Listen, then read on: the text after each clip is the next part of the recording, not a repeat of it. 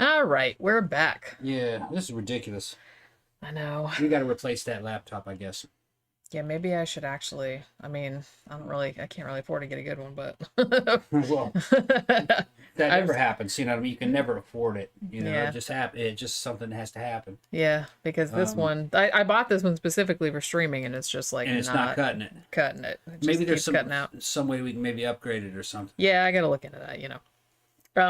But yeah, I was just I was saying that when I saw like the comments first coming up, I was like, Mrs. Evans Arty Party. That's a great that's a great handle. Yeah, I just have no idea why it works so well for nearly a year. Yeah. And then all of a sudden it decided, I don't know. It's weird. I don't know. I think we've had that for about a year. I don't even. Maybe not even that much. No, I don't even think it's been that long. Maybe about 6 months, huh? I don't even think it's been that long. Really? Okay. I mean, and like I said, some people have said, because like I said, I just kind of I went to Target and just got kind of whatever they had, which wasn't a lot. We tried to buy something else, but it was out of stock. Yeah. So I ended up getting this one. And a lot of people have told me that this one, it's Hewlett-Packard. So a lot of people have said, Yeah, sucky shit, huh? Yeah. Wish I could afford like a really nice Mac laptop, but Yeah. I don't have fucking $1,500 to throw around. Michael Schaefer says, try reinstalling the operating system. I may actually try doing that. I mean, I got to do something. I don't know what the fuck's going on with this. All right. So you want to get back to what we were talking about? Yeah, we have to. All right. We'll be here for 3 days. I told you it's not that bad. Come on. Okay. I mean, some of this stuff, like some of the notes, we don't have to go into every single thing. I'm just kind of like skimming through the shit. So as I mentioned before, there were rumors kind of after the shooting happened that, Eric and Dylan were in the quote unquote trenchcoat mafia. That was not the case. They literally knew one person that was in it.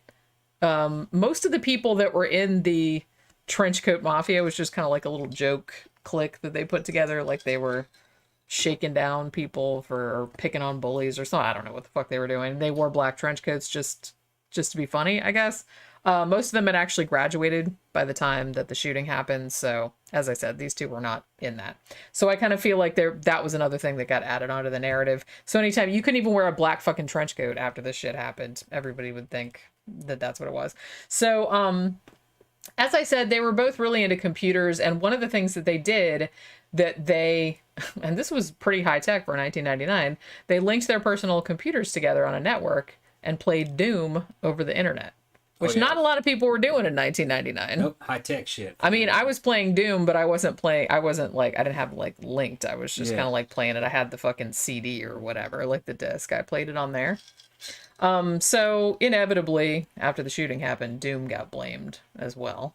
Yeah. Because it's a game where you just go around shooting monsters. But how many zillions of people have played Doom over the years? They gotta blame something. They were blaming fucking records and shit before this.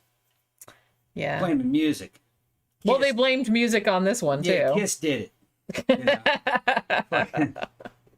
It's just, I don't know, man. It's ridiculous. Judas Priest got blamed for a suicide. Yeah, I remember that. Yeah. Just stupid shit. Like, well, as I said, the reasons for this are always complex. Just like the reasons for everything are complex.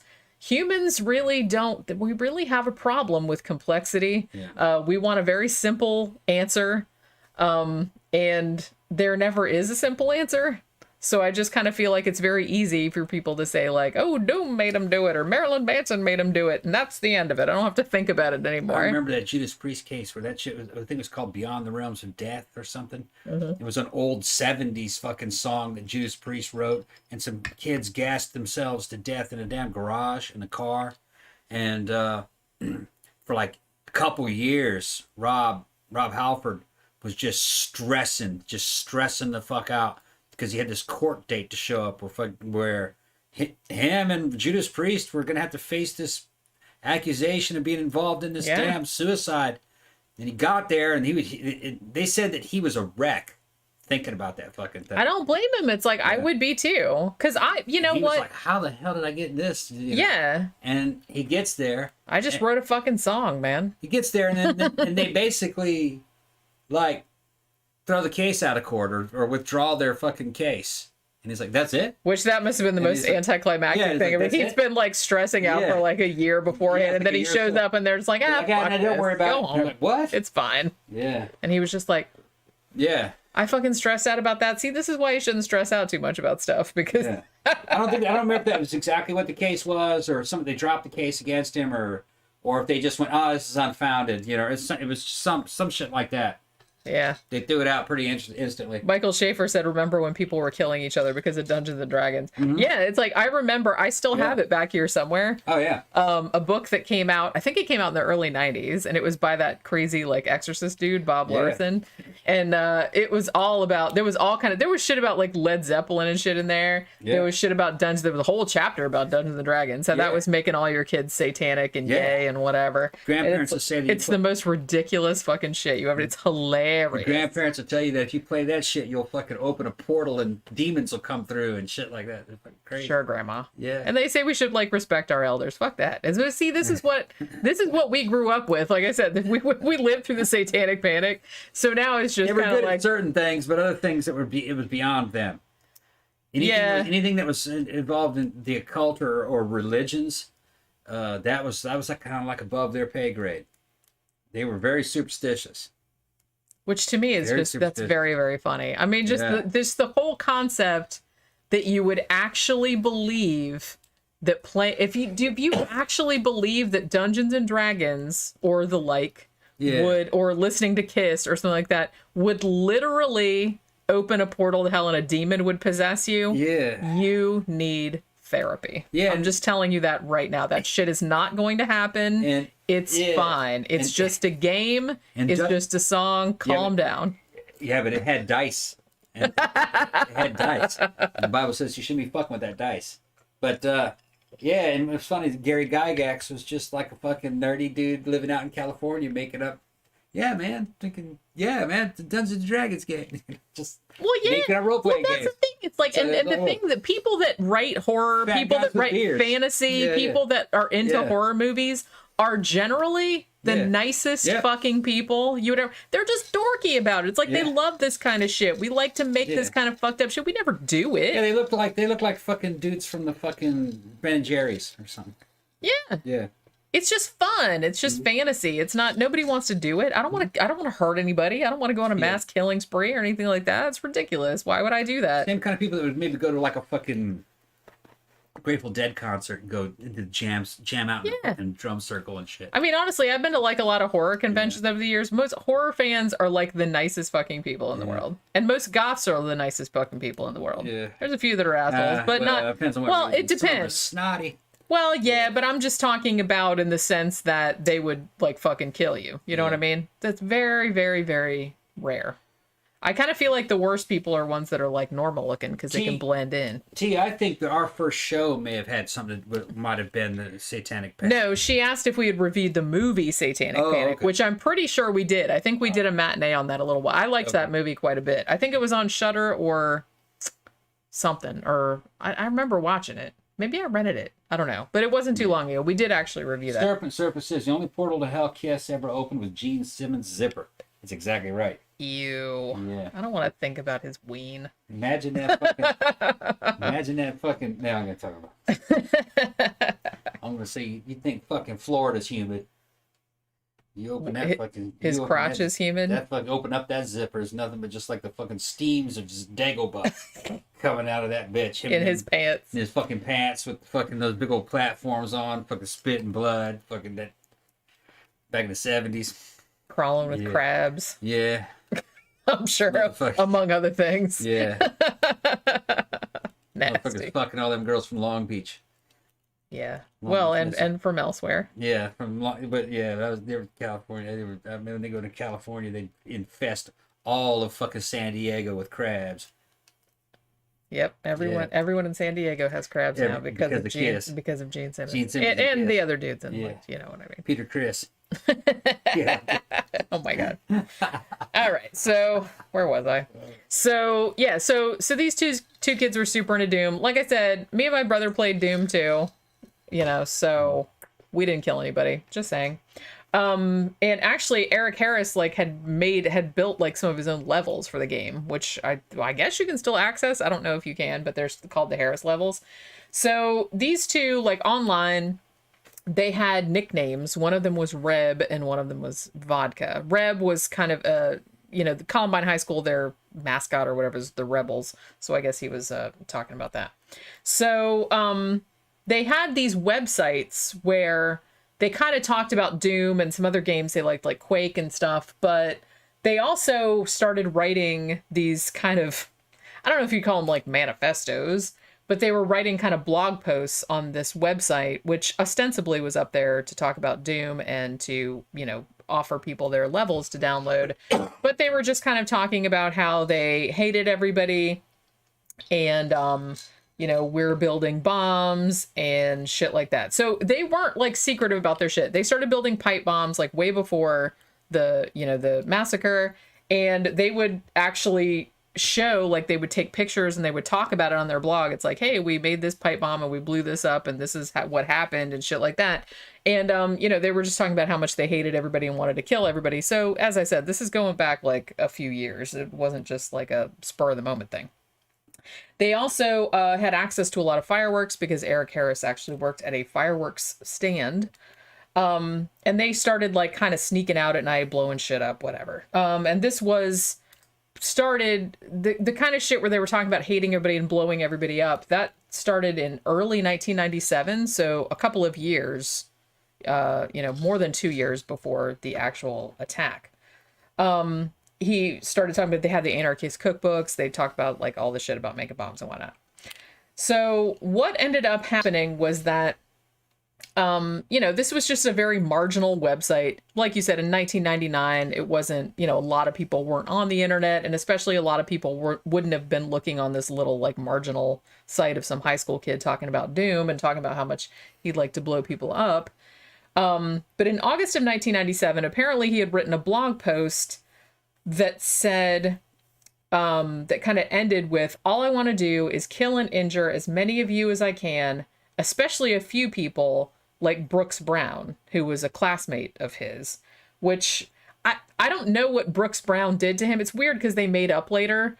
I feel like what the beef that they had was like super, super minor, but for whatever reason, it's like he wanted to kill Brooks Brown. I don't know why. And it's like said it online.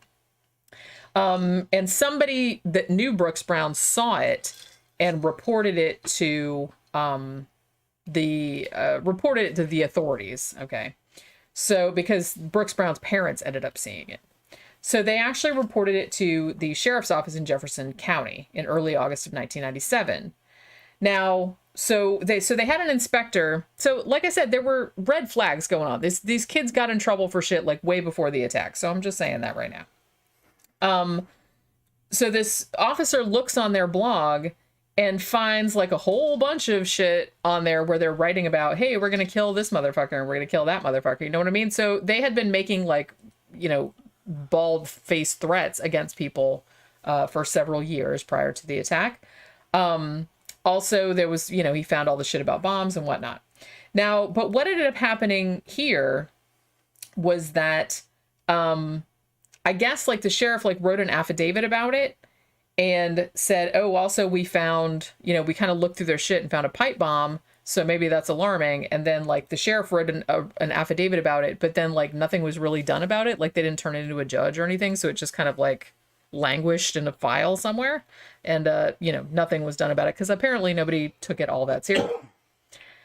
In January of 1998, Eric Harris and Dylan Klebold broke into a locked van and they stole a bunch of computers and, some electronic equipment. Now, as they were driving away, a cop pulled them over and, obviously they had all the shit. So Eric was kind of like, yeah, you caught me. We did it. They both got charged with mischief, breaking and entering, trespassing, and theft. Now, they got put in juvie for a little while, but they actually were on their best behavior in there. So what ended up happening was that while they're in there, because they were so good, they said, the juvenile officer said, hey, we'll expunge your criminal records if you go to this, if you do some community service and go to this like psychiatric treatment program, like, which was like really short. It's like anger management, shit like that. So they said, if you go to that, then we'll, wipe your record clean. So they did that. Eric Harris, I don't think Dylan had to go to anger management, but Eric Harris did. Cause like I said, he had problems with he had a really volatile temper. But he went there and nobody thought anything about it. They said he seemed like a really nice, normal kid. But like I said, he's kind of a psychopath, so he's good at making people have the impression of him that he wanted. He actually got let out of the program early for good behavior. And a lot of times these guys act real well in a structured environment. That's true too, yeah. Also, they're under threat, and they're trying to get out of here. So, they behave. Yeah. You turn your back on them, then they do whatever they want. Yeah. But I mean, like you do. They are able to behave if they need to. Right. But obviously they kind of feel like that's what they're talking about. Yeah. So they got let out early. Some of the officers that, kind of watched over them noted that Eric was a very bright individual who is likely to succeed in life. Not so much.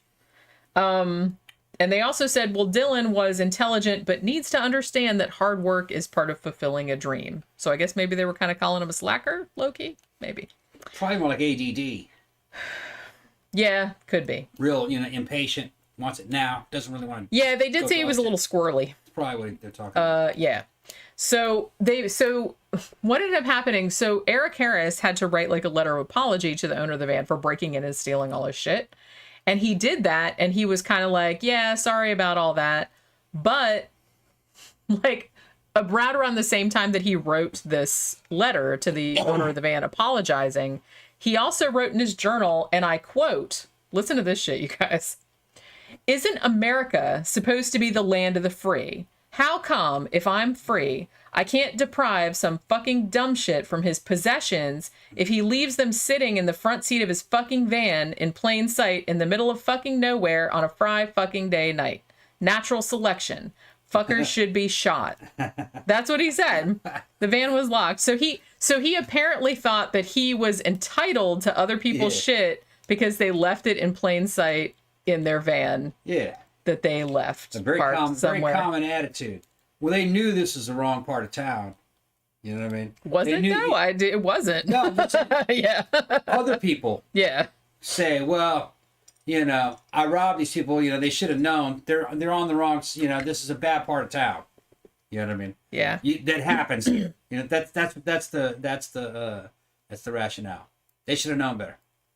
Yeah, I kind of feel, and this is why the kind of shit him writing shit like this in his journals, because for me, like reading like a lot of shit that was in his journals, that really, the attitude that he definitely thought that he had a God complex. Yeah. He thought that because he was smarter, because he was into cooler shit or whatever, then that gave him the right to do whatever he wanted to anybody. And they were just stupid victims who he could just, he really had that mindset. Serial rapists are exactly the same way. Yeah, that's what I mean. Exactly. He had like a psychopathic mindset, big time. You're like, well, she knew it was dark out. She shouldn't have been walking. Yeah, she shouldn't have been walking around with that vagina like that in the dark. Yeah, wearing that. Like, what do you think shoes, this is? Yeah. With that bra on. I mean, she should have known. She should have known. That I was going to be out there and was going to be grabbing at her. You can't do that. That's not safe. Yeah. And that's how they justify it. Yeah, of course. It's everyone else's fault. It's never their fault. They call it victim blaming, but I don't think that's a good description. What it is they're trying to normalize their thinking. They're trying to normalize that's what exactly they do. what they're, yeah. Yeah, they're trying to justify it to themselves. Yeah, or to the world. Yeah. You know what I mean? Both. Michael she should have known. Yeah. She shouldn't have been out there. Well, that's essentially what it was. If I didn't do it, somebody else is going to do it. That's what that's the thinking. Yeah. Michael Schaefer said one of these dudes was depressed and suicidal. The other was sociopathic and homicidal. Dylan would have probably been okay with that, Eric. See, I kind of feel like that too. I'm not saying, Dylan Klebold had a lot of problems too, but I think that if he wasn't friends with Eric Harris, I don't think Dylan would have done it alone. Would Eric have done it alone? Probably. Because I think that little shit was a psycho. Also, about a year before the massacre, Dylan wrote a message in Eric's 1998 yearbook, which said, "Killing enemies, blowing up stuff, killing cops. My wrath for January's incident will be godlike, not to mention our revenge in the commons," which he's talking about the cafeteria. So this was the kind of shit they were writing to each other. He's edgelord. Big time. These both were Big time edgelording. This edgelording, it went really, really, really wrong. You notice how everything's all grandiose? This is all really important. It's all well, as I said, that is a very common psychopathic tendency. They're very grandiose, very narcissistic. They think of themselves as godlike beings. Yeah. Like with kind of special powers or special abilities. How dare this shit happen where I'm at? Yeah. Yeah. Well, like I said, that's why people. You wait to see what I do in the comments. Yeah. Yeah. Yeah. Oh, It's like that's the center of the earth. Like you're fucking, you know what I mean? Like, meet me at the forum, you know? Yeah. Yeah. It's shitty too because these two, you know, in these journals, they had actually planned like much larger, like terrorist attacks. They were going to do this attack. Like I said, the attack at the school was actually planned to be much, I mean, as horrible as it was actually planned to be much, much worse because they built a shit ton of bombs. Yeah. Propane bombs. Yeah. And had those detonated, body count would have been maybe close to 500, just saying. So, like I said, it's not good how it turned out, but they were planning it to be much, much worse. They were planning to blow up the whole school and everyone in it and had made like several plans to that effect. Now, it does seem like in their initial planning that they weren't really planning to kill themselves because they had a plan to escape to a foreign country afterwards. Like, yeah, good luck with that. Maybe it'd be easier in fucking 1999. Or, interestingly, they were going to hijack an aircraft at Denver International Airport and crash it into New York City. And this was in 1999, before 9/11. They're tripping. Well, yeah, obviously, because that's not what ended up happening. Spoiler alert. A lot of this shit comes from them. I've seen a picture of the boy's room. I forgot which one it was. It was one that was making all the bombs. And it was kind of like a teenage fucking kid's fucking paradise. You know what I mean? He had all this fucking video game shit, fucking music and posters, and he had all this little bombs made and in boxes and all this stuff to make stuff, and he had little guns and fucking knives and more than what you needed, and it was shitty stuff, you know. They had a shitty little Tech 9 and a shitty little fucking high point carbine, and it's shitty little fucking pipe bombs, you know, shitty ignition and fucking, it's just the little fucking propane bottles. What's funny is that I don't know where they got this information. I don't know if they got this shit out of the Anarchist Cookbook or whatever. Yeah, they did. Is that where they got it? Mm-hmm. A lot of that shit in there. There's been many editions of that stuff. You know, I mean, I don't know I haven't really kept up with each edition, but in some of those editions, from what I remember seeing, I mean, the designs were just, that's not the way to go. Very dangerous to do some of that stuff. Well, and very few of them actually detonated. They don't actually luckily work. Yeah, that's hard to do with the fucking propane. I'm not going to sit here and give advice on fucking how to make field improvised munitions. Don't do that. But to do that shit right, you need proper structured training.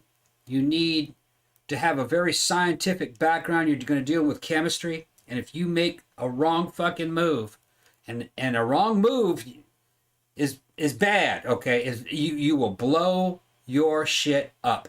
You'll blow your shit up. Well, bomb making, yeah, it's very dangerous. Any wrong move is bad. All right, and a wrong move might be buying the wrong kind of thermometer.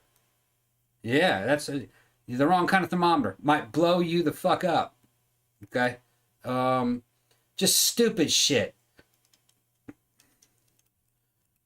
Well, this is what we were saying about the DB Cooper show, where the bomb that he had on the plane was, you know, in all likelihood fake, because why would you make a real one when a fake one works just as well? Exactly. It's like, don't try to, you know, why would you want to risk blowing yourself up when you could just like tape some fucking flares together and be like, yeah, it's a bomb, motherfucker, and like, you know what I mean? They've had dudes just do cardinal fucking sins, like build the trigger, ignition, power source, build it onto the fucking live bomb. You just don't do that.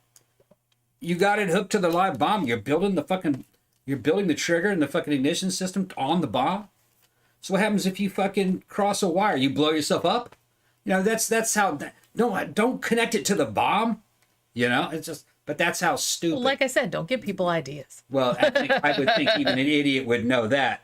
Yeah, don't. Well, but you would think an idiot would know a lot of things. A lot of them but... blow themselves up. Fucking just stupid shit, man. Well, honestly, don't tell them anything, because if they're stupid and they blow themselves up, then there you go. Problem solved. There you go. You know, that's all I'm saying.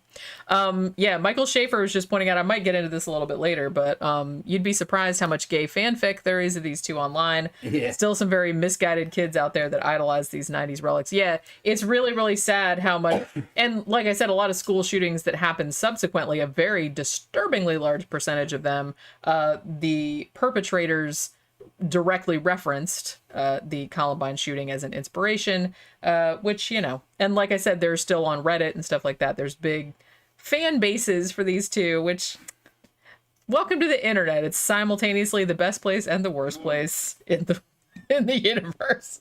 I mean, you know, it's terrifying. I don't understand it, but yeah. So there were, hey, I'm empty. Okay. You want to? Yeah. You're probably empty too. Yeah. So, you know, they also kind of, you know, made some videotapes very famously. They made some, they're called the basement tapes, where they had made, I guess they made like a video for school that was almost kind of like a practice for this. It was called Hitmen for Hire. I guess they made it, it was like a fake commercial for a class where the assignment was, you know, make a fake commercial for a business. So their whole thing was Hitmen for Hire. And they actually, you would not be allowed to do this nowadays, I'm pretty sure. But back then, they were allowed to make a fake commercial at the school where they wore black trench coats, you know, in homage to the trench coat mafia, and went around the school with fake guns, like pretending to shoot people, you know, because they'd been paid to like take out bullies or whatever. So yeah, and they actually, from what I can remember, I think they got like a good grade on that, because they're like, oh, that's pretty, what a creative idea, or something like that. Like I said, nowadays, if you did that, people, like, everybody'd be like, yeah, what the fuck's the matter with you? You'd have all kind of shit coming down on your ass. They also had, so let's talk about how they got all of and like I said, you know, I don't want to go too much into like all the technical specs of like, because that's kind of boring, but it's, you know, they made a fuck ton, that's as scientific as I'm going to get. They made a fuck ton of bombs, pipe bombs, propane bombs, which are like the big, 20-pound like propane tanks that you can buy like from Blue Rhino or whatever. You can buy them in front of every fucking 7-Eleven in America, and grocery store. They made a whole bunch of bombs out of those. They had a whole fucking arsenal. And like I said, this whole plan initially was that they were going to plant all the bombs in the school, blow the school up. The guns, and they had a couple of knives as well. The guns were only for essentially shooting stragglers. That's what their plan was. Their plan was they were going to blow up the school, and then if people got out and escaped, they were going to shoot them as they were running out. Obviously, that's not how it ended up. Thankfully, as I said, it's, still horrible how many died that day, but it could have been way, way, way worse, because what they were planning was way worse. Now, how they got the guns, because they were both minors, so they were both too young. They actually talked their friend Robin Anderson, who was a couple of years older than them, and one of them went to the prom with her later on. She actually went to the Tanner Gun Show, and she went, like, the two boys went with her, and she was pretty much able to buy the guns privately. Thank you. For the kids, even though they were minors, and she didn't really have to sign anything, and that's kind of why they went to that particular gun show, because you could get stuff without, anyone checking on you, even though all you had to do was show, that you were over 18, which they couldn't, because they were both 17.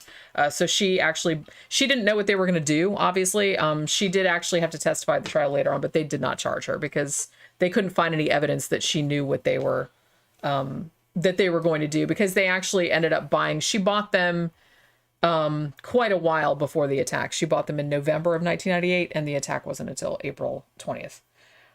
They also got, when I said earlier that they had a job at a pizza place, they also had a co-worker there named Philip Duran, and he actually ended up buying some guns for them as well, because he was also older. They were kind of friends of theirs. Now, both of them did get charged because some of the shit that they bought was like illegal, because it was like a sawed-off shotgun and whatnot. And like I said, they had made like a fucking shit ton of explosives, just so many bombs. They made a bunch of Molotov cocktails as well. They had a bunch of these things they called crickets, which are like carbon dioxide cartridges filled with gunpowder, shit like that. Yeah, it's mostly bullshit. Yeah, they made them. They were very homemade. Yeah, which is why a lot of them didn't work. They're very, very ineffective. I don't think anybody was even harmed by any of the ones that even went off. More like glorified. No, they weren't. Glorified firecrackers, and then the big ones. The biggest one they had was a big old propane. Yeah, they made a few of those. They tried to set that up. No. It didn't go off. No. The only ones that went off, they made a few like diversionary bombs, like on the day of the attack, that were supposed to go off like 3 miles away, like. So firefighters and shit would go there. Those went off, but not to the extent that they thought that they would. Yeah, well, you can just go and look on Mythbusters. Mythbusters just show you what happens if you ignite something like that. There's an explosion, but it's not an effective, weaponized explosion. A fuel air bomb is very difficult to make. You got to release the fuel, and then it has to be exploded, and the timing has to be perfect. And you need kind of what's called like a remote detonation to it. Or, in other words, the detonator has to be away from the fucking expanding gases. You can't get that done by fucking igniting it at the source. But that's what they were trying to do. It's just, it doesn't work. Yeah, and, happily, it didn't work. Because, like I said, it would have been, like, fucking way worse. Because the propane bombs that they planted, had those gone off, it's very likely it would have killed everyone in the cafeteria and probably would have brought the library, which was on the second floor above the cafeteria, down on them and probably killed everyone. They were talking, no. Okay, they're talking, if it went off the normal way, that's what I'm saying. It exploded at the source, it wouldn't have done that. Well, there were more than one, though. It's not enough to yield. What they're talking about is if it had gone off like a fuel air bomb, which is magnified many times, all right, then maybe it would. But no, you can't make a fuel air bomb out of fucking propane. They're blowing that threat out of proportion. Real fuel air munition is basically diesel fuel, especially if it's you just have to atomize it. It's like blowing it through a carburetor, but you have to do that very quickly using low explosives, and you set it off with a fucking high explosive or some kind, and boom, it'll go off. It'll go off bigger than any. You can make a fuel air bomb, fucking make a destructive force similar to a small atomic bomb, but you need a lot of it. It's the size of a fucking 18-wheel truck. That's how big it is. I'm getting off subject though. Yeah. What they made wouldn't have worked. Couldn't work. No. Even if it went off, it would have done damage. It wouldn't have killed everybody though. They're not strong enough. If it had gone off like a fuel air bomb like they thought it would, it would, but no, that's a complicated task to get that done. They didn't know what they were doing. Yeah.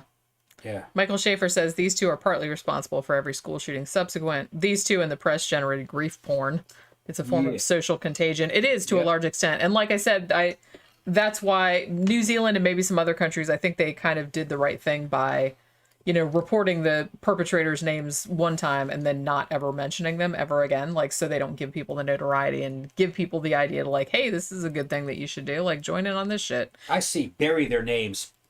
I think they should too. Bury their names and really only allow it to be covered by the local news. Don't take that off. Or call them something denigrating. You know what I mean? If you ever have to refer to them. I would you don't want it to spread. You don't want the idea to spread. These are kids. They're dumb kids. You don't want to give it any attention. You don't want to name them. You want to keep it in the local news only. You don't I think that's probably the best idea. I mean, because what you're doing, if you put it on the national stage, that's just like taking a cancer cell out of one part of your body and then injecting it all over your body. Somewhere it will stick. Well, it happens. It's weird because it happens too with suicides. Yep. And this has been shown to be absolutely true. Yeah. If someone kills themselves at a school, there will be like not a huge, not everyone will do it, but there'll be like an uptick. Yeah. Because, gives them the idea. Yeah, suddenly you get the idea. And the same thing happens with mass shootings. Anytime that there's, I don't know what it is, but there's something about humans that something horrific happens, we're really just kind of like drawn to it. And it's almost kind of like there's a small percentage of people that get the idea, hey, maybe I'm going to do that too. You know what I mean? And I think it's like always safer to kind of keep it on the down low. It's bad because it's like, yeah, people have a right to know stuff, but I just feel like they shouldn't blow it up to this huge proportion where everybody knows about this shit. It was the news. Although we're talking about it now. So, it's the news business. Well, we're talking about it because, it's the news business. Eventually, I think the news as a business will end up becoming obsolete. It's going to be real hard to monetize that when you live in a world of cell phones. And that will probably alleviate a lot of it. Because, it'll happen. People will know about it, but won't get any traction.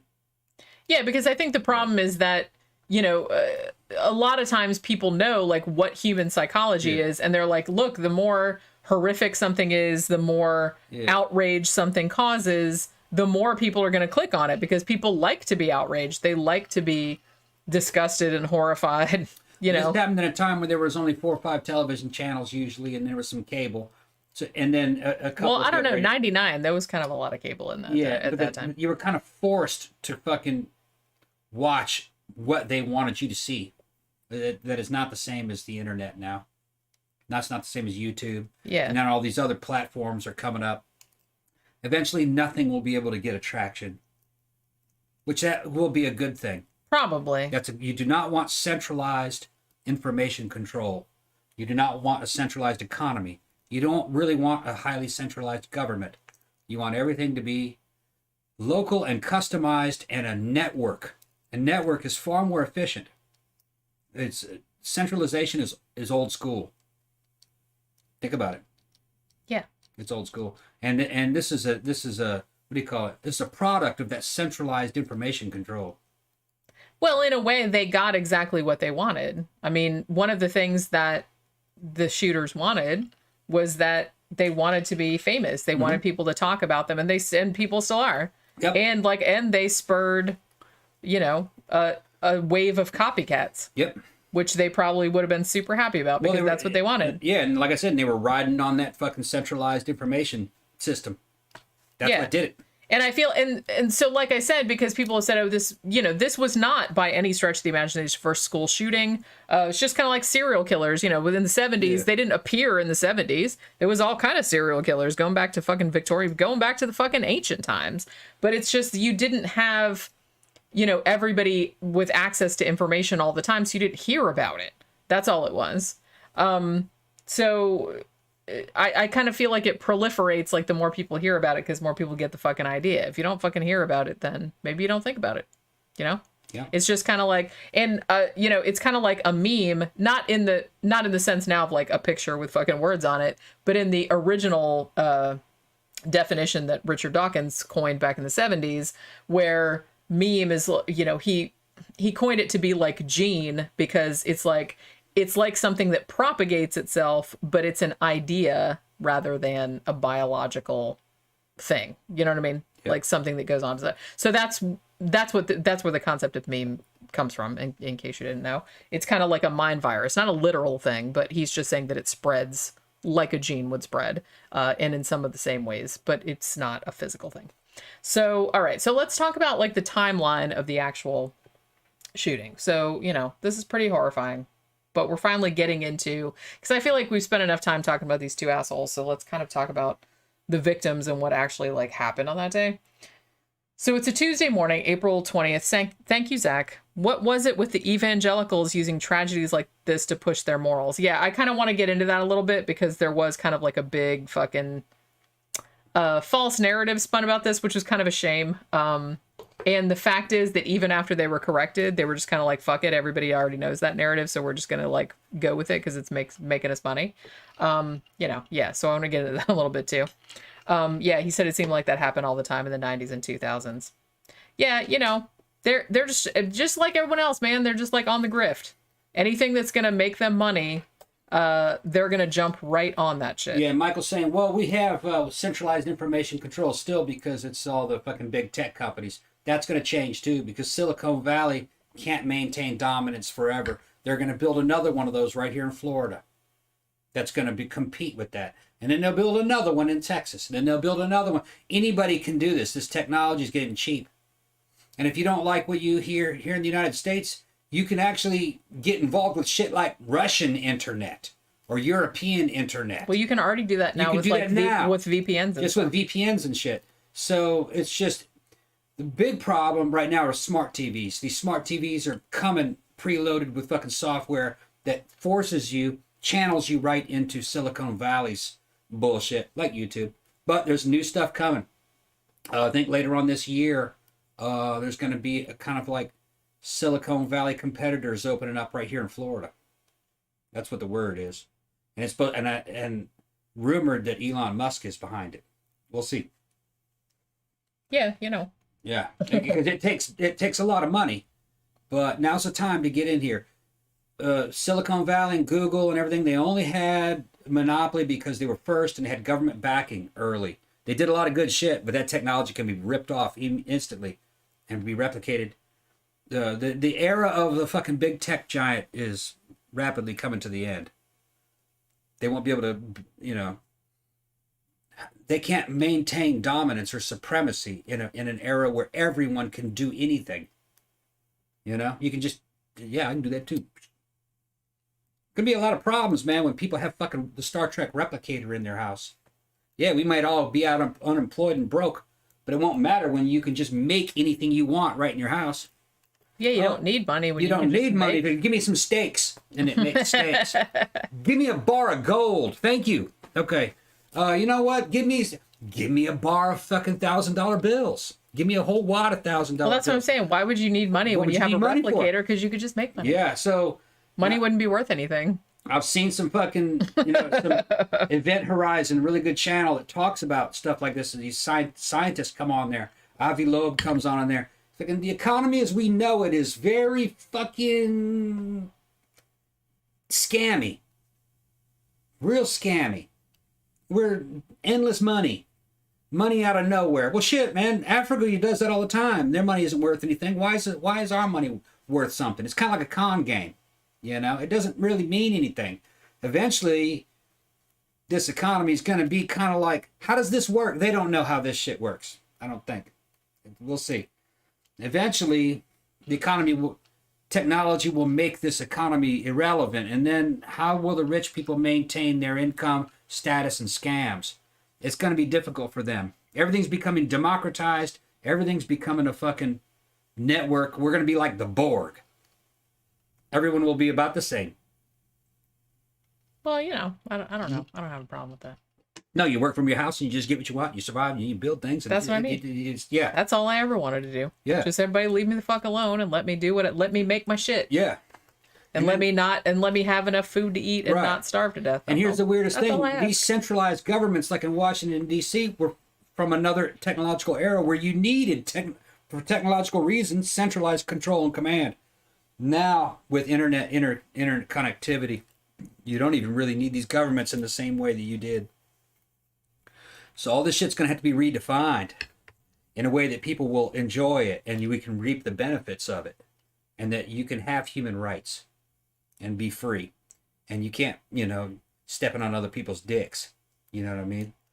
Let's get back to the I'm pontificating. I'm getting drunk and start pontificating. Yeah, I know. Okay. Notice. All right, go ahead. Like I said, I'm trying to do the timeline. I'm going to try to do the show. I have a lot of shit left. Yeah, I know. I have to go. Come on, and it's like, man, I'm going to be fucking so wasted by the end of this. I'm not going to be able to finish. That bitch is strong. Okay. That is strong. I got water too. I have a glass of. Yeah, it's delicious. It worked well with that. I have a glass of water over here too, so it's like I'm kind of switching them out. Yeah. In between. Con of Vatsalon is in the house.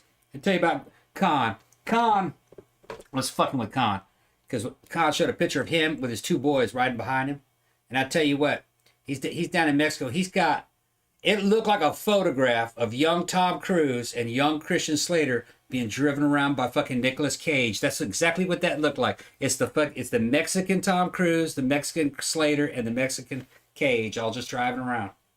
What it looked like. He has some good looking boys. Did I ever show it to you?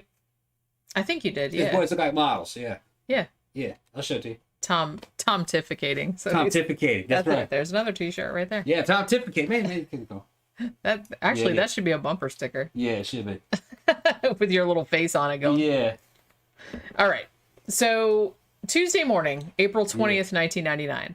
Now, a lot of people have speculated that they had actually planned the massacre for April 19th, perhaps because it was the anniversary of the Oklahoma City bombing in 1993. No one is entirely sure of that, but the reason that they put it off till April 20th was, I guess, because they needed some particular ammunition and they didn't actually get it until the evening of the 19th, so they had to push it off until the 20th. But I think they did actually plan to do the 19th. So Tuesday morning, April 20th. So Eric and Dylan arrive at the school and they have 2 big duffel bags and they put them in the cafeteria. These bags both contained some of their propane bombs. These were supposed to detonate at 11:17 a.m. They wanted them to detonate at this time in particular because this was during the first lunch shift, which was the largest, which would have been the largest concentration of students in the cafeteria at that time. So they wanted to cause the maximum damage. Obviously, spoiler alert, these 2 bombs did not go off happily. So no one knows exactly when they put the duffel bags there, though. It seems like they were already there, like because I guess like the kids would come in and like put all their backpacks and shit in there. Some people said maybe there was like an after prom party like a week before. Maybe they put them in there then and nobody had noticed them. So it's like, but they were in there like later on. Now, there was this dude who was a sheriff's deputy, Neil Gardner. He was, he was kind of their, their school resource officer. Now, normally he would be eating his lunch in the cafeteria with the students, but on this particular day, he was actually eating in his patrol car, and he was kind of like watching the students that were out smoking by the field by the school or whatever. Now at this point too, but I guess before Dylan and Eric got to school, they also had 2 backpacks that were filled with pipe bombs, a bunch of their aerosol canisters, and a couple of littler propane bombs. And they kind of put those in a field about 3 miles away from the high school. And as I said earlier, these were like diversionary bombs. They kind of thought, oh, these are going to go off. All the cops and the firefighters will go there, and then we'll be able to like cause maximum damage at the high school. And there won't be like authorities to show up, before we can get all our shit done. You know what I'm saying? Yeah. However, as we mentioned earlier, a lot of their pipe bombs and shit did not go off. The pipe bombs did go off, and one of the aerosol canisters went off, but it just caused like a little bitty fire. The firefighters came over, like put it out with a hose, and everything was fine. The bomb guys came over there and kind of called the cops and were like, yeah, these might have motion activators on them. It's like they went off, but it wasn't any maximum damage or anything. So, but they kind of did like warn about it. They didn't really have any idea what was happening with the school because nothing had happened at the school yet. 11:10 a.m., Eric and Dylan both arrive separately at the high school, Columbine High School. Eric parked in the junior student parking lot. They were both seniors, by the way, in case I did not mention that. Dylan, which if you're not from here, that's your final year of high school when you're 17 or 18 years old. It's the year before you graduate. So Dylan parked in the senior student parking lot. Now, they were planning, as I mentioned earlier, where they had planted most of their bombs was in the cafeteria because they thought that that would cause the maximum damage. So the reason that they kind of parked, or that he parked in that particular parking lot was because that was like the nearest to the cafeteria. He could get in and out of it without being seen too much. So his car and Eric's car and Dylan's car both also contained bombs. They were supposed to go off at noon. Now, Eric Harris pulls into the parking lot and runs into Brooks Brown. Now, as I said, these had been frenemies, I guess. He had basically, in some of his blog posts earlier, like from a year or 2 earlier, he had said he wanted to kill this person because of some slight that I can't remember what it was. It was something like fucking stupid and lame, but that teenagers would care about. But by this point, they had patched everything up. So Brooks Brown was out smoking a cigarette, and Eric says, hey, I like you now, so get out of here, go home. So they told him to go home, and they were kind of like, okay. And they did, happily. So they were kind of like, all right, that's a little weird. So they did. They took off and they went home. Now, at this point in the parking lot, Eric Harris and Dylan Klebold. They basically they put their trench coats on, which were actually dusters. Put all their backpacks on, put all their guns on and whatnot. Now, later on, I think that the reason why Marilyn Manson and KMFDM and shit like that got so much shit in the, aftermath of this fucking tragedy was because it was erroneously reported that they had Marilyn Manson t-shirts on during the rampage. That was not the case. Eric Harris actually had a t-shirt that said Natural Selection on it, which... Yeah, that happened. Okay. That's why he's not around anymore. Yeah. Your ass got wiped out. Douchebag. Yeah, that's like a Darwin Award right there. Yeah, Darwin Award. Too bad you had to take so many innocent people down with you, but whatever, fucker. Well, they were confused young men. I don't know. A lot of people are confused when they're young. It's just, that doesn't excuse it. I'm sorry, that doesn't excuse it. Get your fucking shit together, people. Seriously. I look at it like a natural disaster. It's kind of like these women that go through postpartum depression. They go and they drown all their babies in the damn bathtub. It's like that. Dude's going through puberty. Yeah. They're about dumb as rocks, but they're no experience. They have enough IQ to get themselves in fucking trouble. But not enough to fucking not know how to do this kind of shit.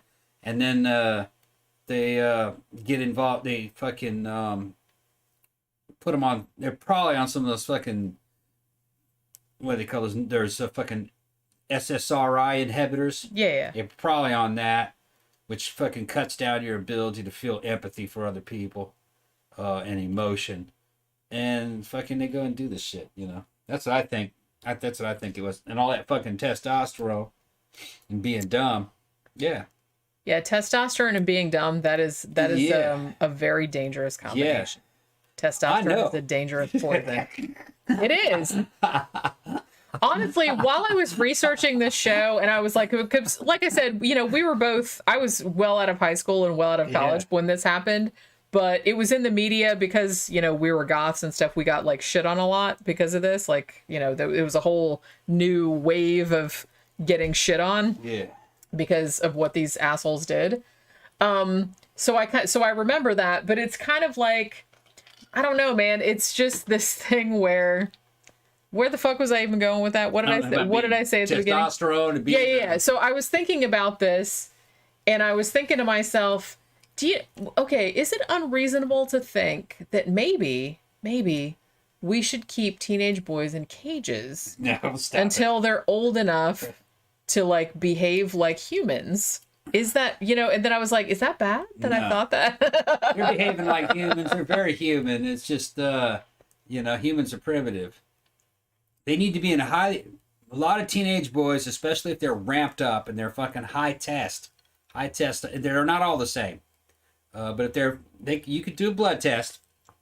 The ones that are very high testosterone need to be kept physically active. You got to get them fucking tired. First thing you do in the day, first thing you do in the morning is you run them, or you fucking have them out there playing basketball. It's just like when you have a cat and you don't want them keeping you awake at night. Or you have to you have to play with them with the tool with the little thing on the string, and you have to just do that until they're super tired, because otherwise they're gonna be yelling. They're gonna be all climbing all over you. You have to do the same with teenage boys. You dangle some shit in front of their face, and get them to run after it. Yeah, run them, and then competitive sports. And then you run them, and you fucking, you know what I mean. And you don't put them in a classroom. That's the last thing you do with them.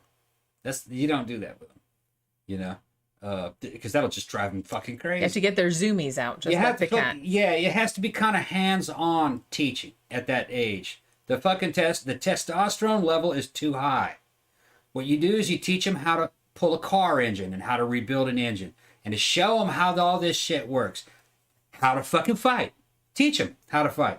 All right, that way they don't fucking kill people by accident. Well, like you said, get them into fucking sports or just building things or doing something and making shit. Yeah, I feel like dudes have to always be constantly occupied, otherwise they're gonna cause trouble. And then you teach them history in a certain way that you teach them history from a certain advantage point that boys would like it. You know what I mean? There's a boy way of telling history. Show them Spartacus. Just yeah, and just and the age of empire, and motherfuckers on the high seas, and and motherfuckers going to the fucking moon, and and it's everything is has to be badass. Everything has to be badass, and then you don't worry about math that much. You just very basic, fucking some mathematics. Like addition, subtraction, multiplication, division, maybe some fractions. Well, I mean, you have to teach them some shit, or they'll just be morons. Yeah, very big. Well, no, you save them the higher end stuff for later until they've settled down. Once the fucking testosterone has fucking kind of trailed off on them a little bit, you don't fucking try to make these motherfuckers scholars. No, you make them explorers. Well, I mean, it depends on the person too. I mean, it depends on the person. I said, but if you get a lot of like kids that are troublemakers, I think it probably is better to kind of put you got to do a blood put test them in that kind of program. Exactly. You turn them into workers, explorers, soldiers, something that they would like to do. They don't want to be fucking scholars. Talking about it's for fucking nerds. Nerds. For fucking nerds. That's not what they're for. You build shit with those dudes, or you break shit with them. Go fucking tear that shit down, so we'll go pull something in its way. Go fight those dudes over there, man. They're a problem. Okay, we'll take care of that. All right, and then they come back. Or you could just like teach them boxing or fencing or something. Well, no, you make them soldiers. They're not or kids. That too. They're not kids. You know what I mean? They're between fucking 18 and 24, and you're out there. Look, man, I want you to go burn down that country. Go burn down that whole fucking country, and then when it's done, you come back, and then we're gonna put colonies over there. You can have some of that land. That's how it was done in the ancient times, and it works. It works. Now, if you see any cute girls over there, bring them too. Okay. What if the cute girls don't want to come? It don't matter. You trade them up. It never mattered. It didn't matter. You hear that, cute girls? It doesn't matter because what you want. This is ancient shit, man. It's like fucking Conan. The men were all dead. That's why they got you. They defeated your men. They defeated your men. So what if we would prefer to just live like without the men? Can we just go over here and be by ourselves with the cats for a little while? You can be lesbian and fucking have a man. I didn't even say we don't need to be lesbian. We just want to be alone. We just want to be alone. You can be alone. Just leave me alone with a cat so I can read. You know what I mean? It doesn't work that way. It doesn't work. It doesn't work that way in the fucking mind of a fucking badass 17-year-old boy. It doesn't fucking work that way. I don't get any choice. That's how you do that. Okay. This is theory. This is all theoretical. This is all theoretical. Theoretical. Listen to what this shit is doing to you. What's that? It's making you all greasy and smelly. Yeah, you guys don't. Some people may not know what's going on. And it's making you think that you're going back to like ancient Rome. Yeah. And you can just go and like kidnap a whole country full of women. Okay. Listen the reason to why this shit. She's fucking with me is because like past 2 days, my fucking TRT is kicking in like fucking crazy.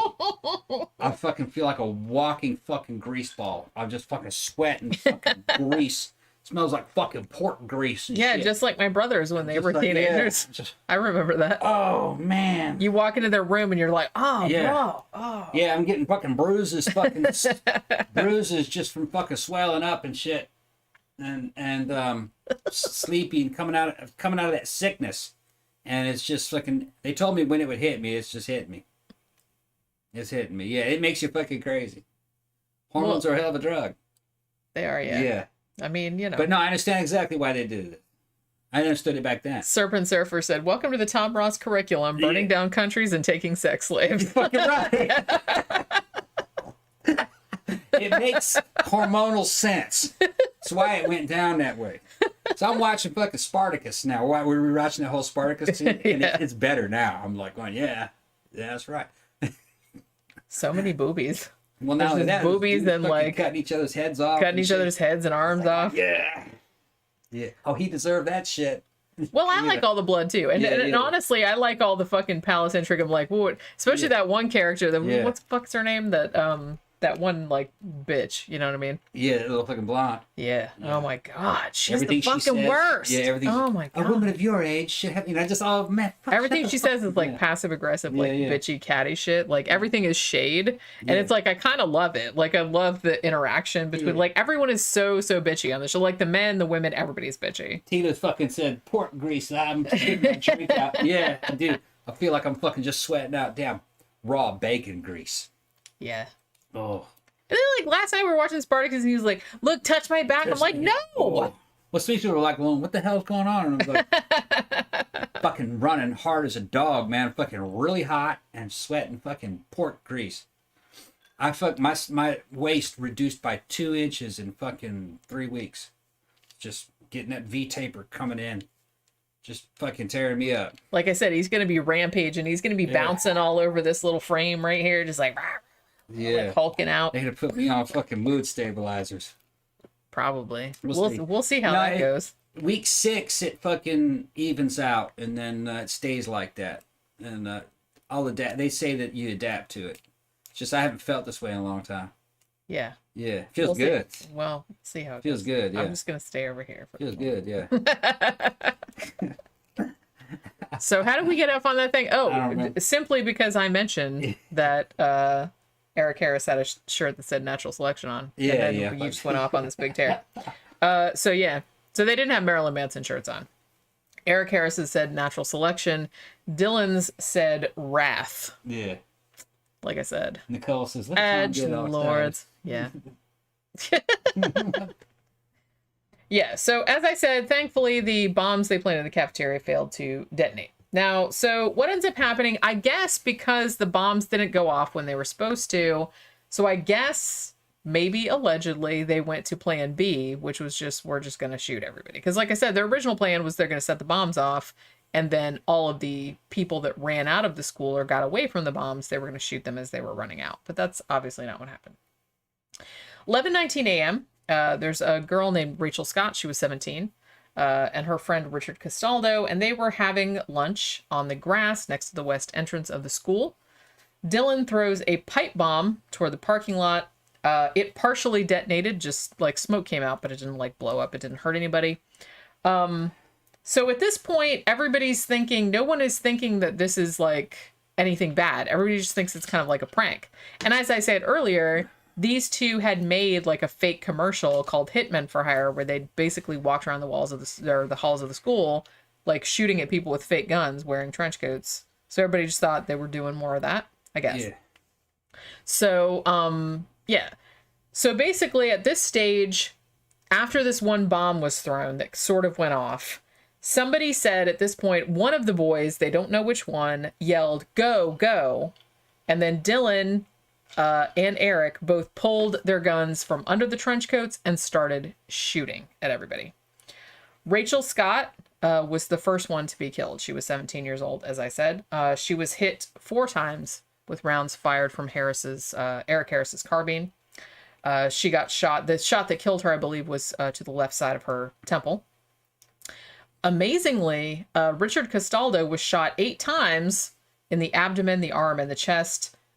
He lived, but he was paralyzed below the chest. So he's paralyzed from here down from, to this day. Now, at this stage, Eric he aims his carbine down the west staircase. There are 3 students down there: Daniel Rohrbaugh, Sean Graves, and Lance Kirkland. As I said, everyone just thought this was a prank at this stage. They thought they were paintball guns. They were actually going to walk up the staircase, but Eric fired at them. Daniel Rohrbaugh was killed immediately. Graves and Kirkland were injured. Now, at this stage, there was a teacher and a coach named Dave Sanders. He was in the cafeteria, and he heard gunfire and started telling the kids in the cafeteria, hey, something bad is happening. Maybe we should, fucking hide or run out of here, whatever. Now, at this point, both boys started firing west in the direction of 5 students who were sitting on the hillside next to the steps opposite the west entrance of the school. One of these was Michael Johnson. He was shot in the face, the leg, and the arm, but he managed to run away and he escaped. Mark Taylor, he got shot in the chest, the arms, and the leg. He fell, and then at that point, faked death. So he actually, didn't die, but he was injured, obviously. The other 3 got away without being shot. At this point, Dylan walks down the steps towards the cafeteria. He came up to Lance Kirkland, who had already been shot once. He wasn't dead, but he was wounded. And he was laying there, like, kind of calling for help, very weakly. At this point, Dylan says, "Sure, I'll help you," and then shot him in the fucking face. Amazingly, again, he survived this injury, even though he was shot right in the face. Now, at this point, Graves, who was paralyzed beneath the waist, like I said, had actually crawled to the doorway of the cafeteria's west entrance, and he had collapsed. He also played dead. He had the presence of mind to, like, rub some blood on his face, so it looked like he was dead. So he just kind of laid there and, really still, so he didn't get shot again. Then Dylan walks towards the cafeteria door. He steps over Graves's, what he thought was his dead body. And Graves later reported that Dylan said to him, "Sorry, dude," like thinking that he was dead. Now, Dylan goes into the cafeteria. There were a bunch of people still in there, but he didn't shoot at any of them. They think that maybe he went on there to check and see why the propane bombs hadn't gone off, or, checking on them to see if they would go off. Eric was still at the top of the stairs, and he was still shooting at people at this stage. He shot a 17-year-old girl named Anne-Marie Hochhalter. She was partially paralyzed from the injuries. At this stage, Dylan comes out of the cafeteria and goes back up to the stairs where Eric Harris was. And then they started shooting at students outside that were standing close to the soccer field. They didn't hit anybody. Then they started going toward the west entrance. They were throwing pipe bombs as they were going in a whole bunch of directions at once. They threw a few on the roof. Thankfully, not many of these went off, and no one was injured from them. At around this point in the rampage, several witnesses said they heard one of the boys, they weren't sure which one, say, and I quote, "This is what we always wanted to do. This is awesome." So, fuck these two, pretty much. So at this point, there's a teacher named Patty Nielsen. She was an art teacher. She, at first, like a lot of people did, and like I said, it's easy to say in hindsight that, nobody knew. It was like, everyone was real slow to figure out what was going on, but this wasn't a common occurrence in 1999. So no one would have immediately kind of twigged to what was going on. So everybody just thought it was kind of like a joke, or like people were throwing fireworks around or whatever. And it's kind of a big school, so they wouldn't have, seen everything that was happening. So Patty Nielsen, the art teacher, she started walking toward, she heard a lot of noise and didn't know what was going on. So her and this student named Brian Anderson, they walked toward the west entrance. And again, she kind of just thought it was a prank, and she was going to go tell whoever was doing it to knock it off. And so Brian Anderson opens the double doors. And at this stage, the shooters shot out the windows, and he got injured with the glass, flying back in there. Patty Nielsen got hit in the shoulder with the shrapnel. So both of them ran back down to the library. And Patty Nielsen at this point told the kids that were in the library, "Hey, somebody's shooting, something bad is happening. Everybody get under the desk, everybody hide and shut up." So, and she dialed 911 at this stage and hid under the counter in the library. Brian was injured, but would survive. He actually hid in another room in the library. Now, at this point, it's 11:22 a.m. So as a custodian, he calls the school resource officer, Neil Gardner, and he called him on the radio. And he said, "Hey, I need some assistance in the senior parking lot." He had heard that the only report that they had was a female is down. At this point, they thought that she had been hit by a car. But a couple minutes later, it kind of became clear what was going on. So there was another call that came over the school radio that said, "Hey, there's a shooter in the school." So they had to kind of get their shit together. Now, and like I said, at this point, this was 1999. This was not a common occurrence. So they didn't really have a lot of protocol in place for how to deal with this kind of shit. Because like I said, in the aftermath, I feel like a lot of people kind of got on the authorities for their slow response. But as I said, a lot of people thought it was a joke at first. Nobody really knew what was going on. And so the response to it was a little bit scattershot, I guess, you know, if you want to say it like that. So Eric is at the west entrance at this point. He turned around and he fired 10 shots from his carbine at the school resource officer, the deputy, Neil Gardner. He was about 60 yards away. Now, at this point, Eric had to reload. So Gardner, basically, he leans over the top of his car. He fires 4 rounds at Eric from his service pistol, but Eric ducked back behind the building. Now, him ducking back behind the building, it was like really quick, and for a second he thought he had hit him, but he didn't. So then Eric came back out and fired 4 more rounds at Gardner, but missed and just ended up hitting a couple of cars in the parking lot and then went back into the building. So no one got hit during this particular firefight. So at this stage, the deputy officer says, you know, there's shooters in the building. Somebody needs to come over here and like help me out. At this stage in the attack, Eric Harris had shot 47 times, Dylan Klebold only 5 times.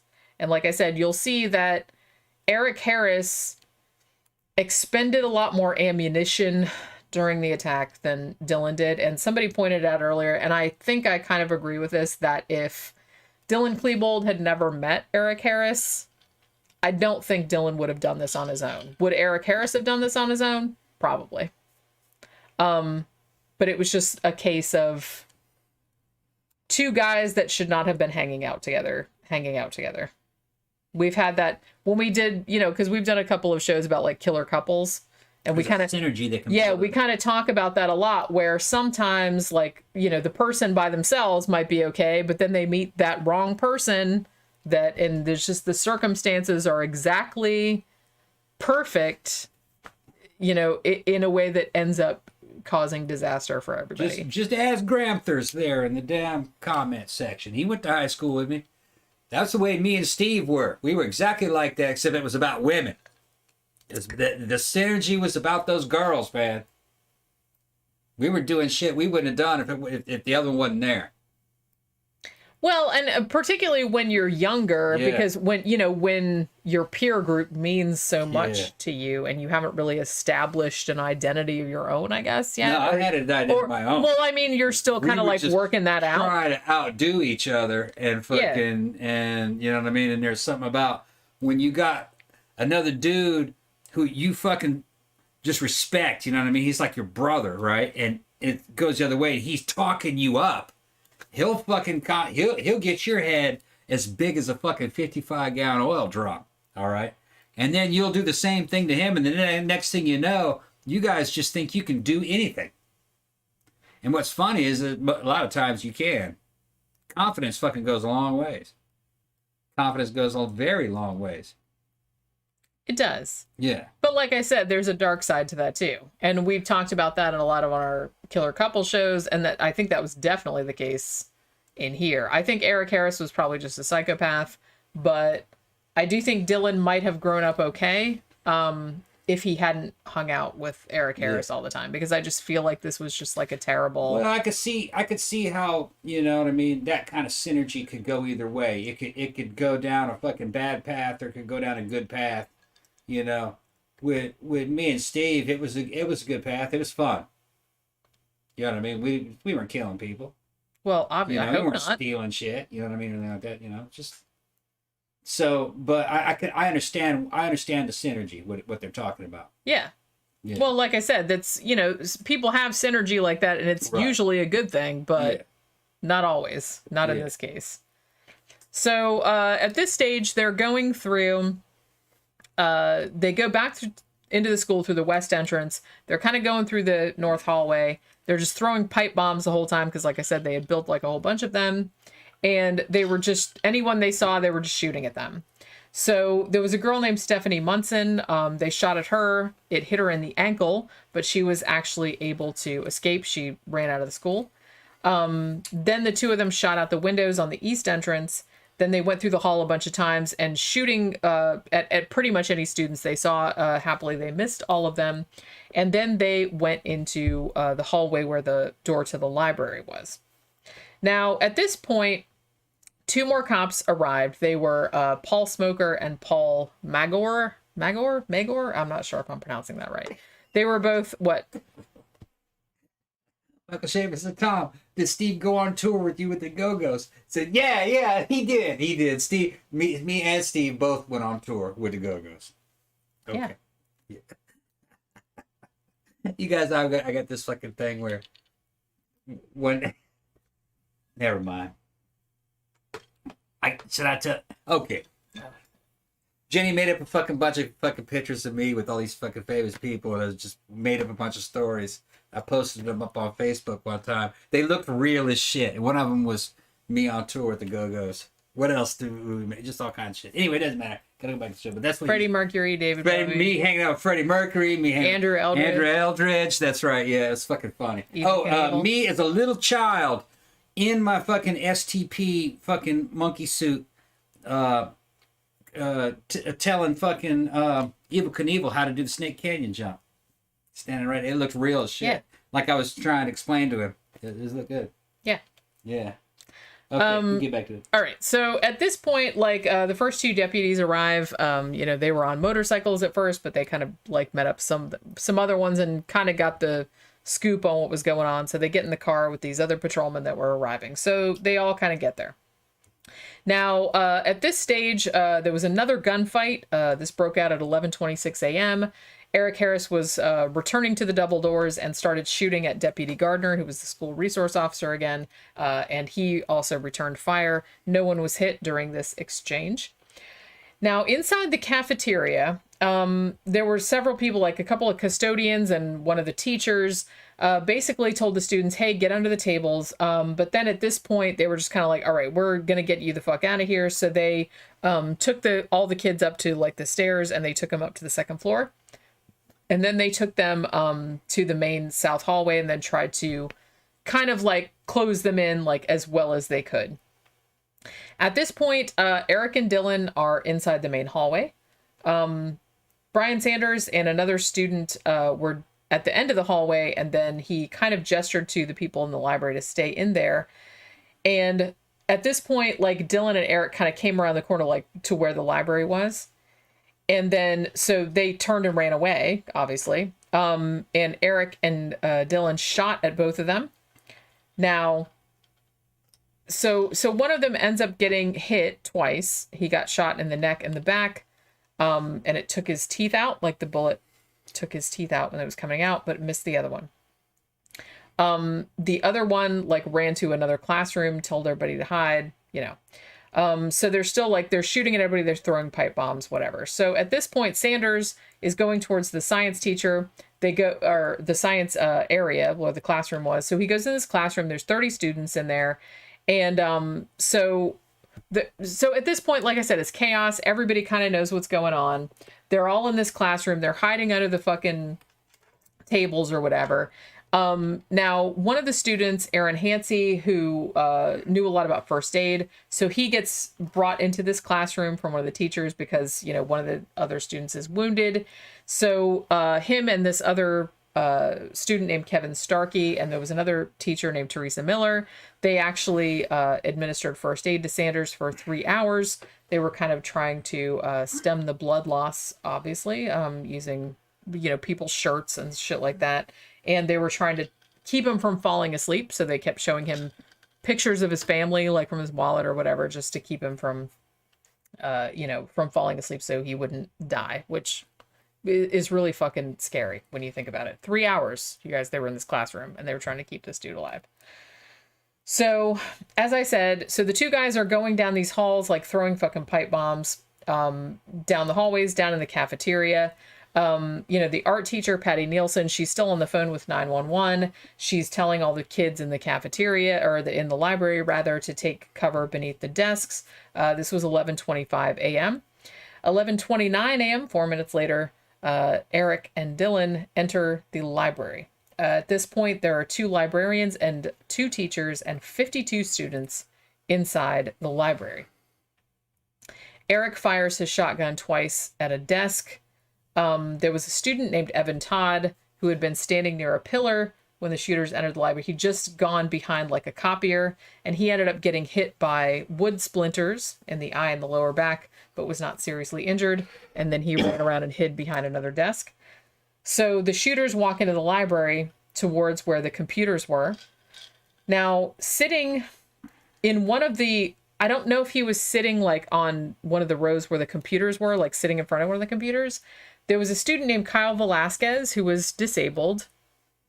And Dylan basically just like shot him in the head with his shotgun. Like the kid was just sitting there. Again, this particular crime, like, I'm not saying that like everything before this was great or anything, but the fact that they just killed kids they didn't even know, or kids that were just kind of like I said, this was just like the little disabled kid. They didn't even know him. So the narrative that kind of got, bandied about this, that it's like, oh, it was revenge for all these people that bullied them. I think to a large extent that was something that they used as justification, and something that kind of got blown up in the media afterward, because they were just killing everybody. They didn't give a shit. They were killing people they didn't even know. They were killing people that had never done anything to them. They were just, They were running around causing mayhem. Yeah, that's all they wanted to do. I feel like they just wanted to feel powerful. Yeah. They felt like they were smarter than everybody. They were cooler than everybody. They couldn't understand why girls didn't fall at their feet. A couple of them, they wrote that kind of shit in their thing. It's like, why don't people invite me to things? Why don't girls like me? They were like, it was very kind of incel, some of their stuff. Yeah, what's funny thing is though, was that after all the shooting went down, I remember that there was some girls that kind of hung out in their little circle. They weren't ones that had anything to do with it, but they just knew them. So that there were girls that liked them. There were. Yeah, they had dates for things. Yeah, there were. They weren't they weren't losers or anything. No, they were, even if they were, that wouldn't justify it. But I'm just saying that they weren't. I think it was in their mind. It wasn't good enough. That's what I'm saying. They wanted to sell that narrative that they were victims somehow. I think another thing. I think they believed it. I think they believed that they were. They did. But they just didn't realize how good they had it. Another thing is that. Based on what I remember that girl saying, they had girls that liked them, but they didn't pursue those girls.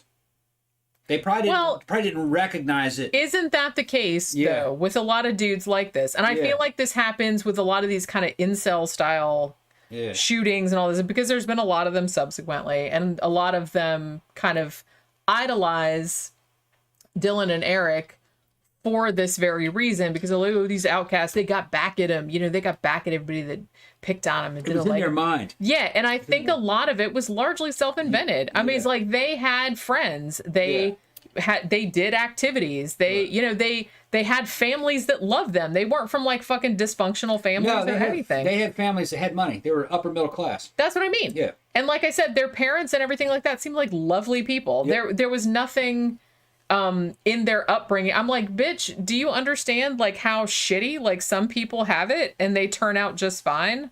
You know what I mean? So it's kind of like the fact that they were whining about, yes, maybe they got bullied, but a lot of people do. I got bullied. A lot of people get bullied, particularly in high school. Cool people bully each other.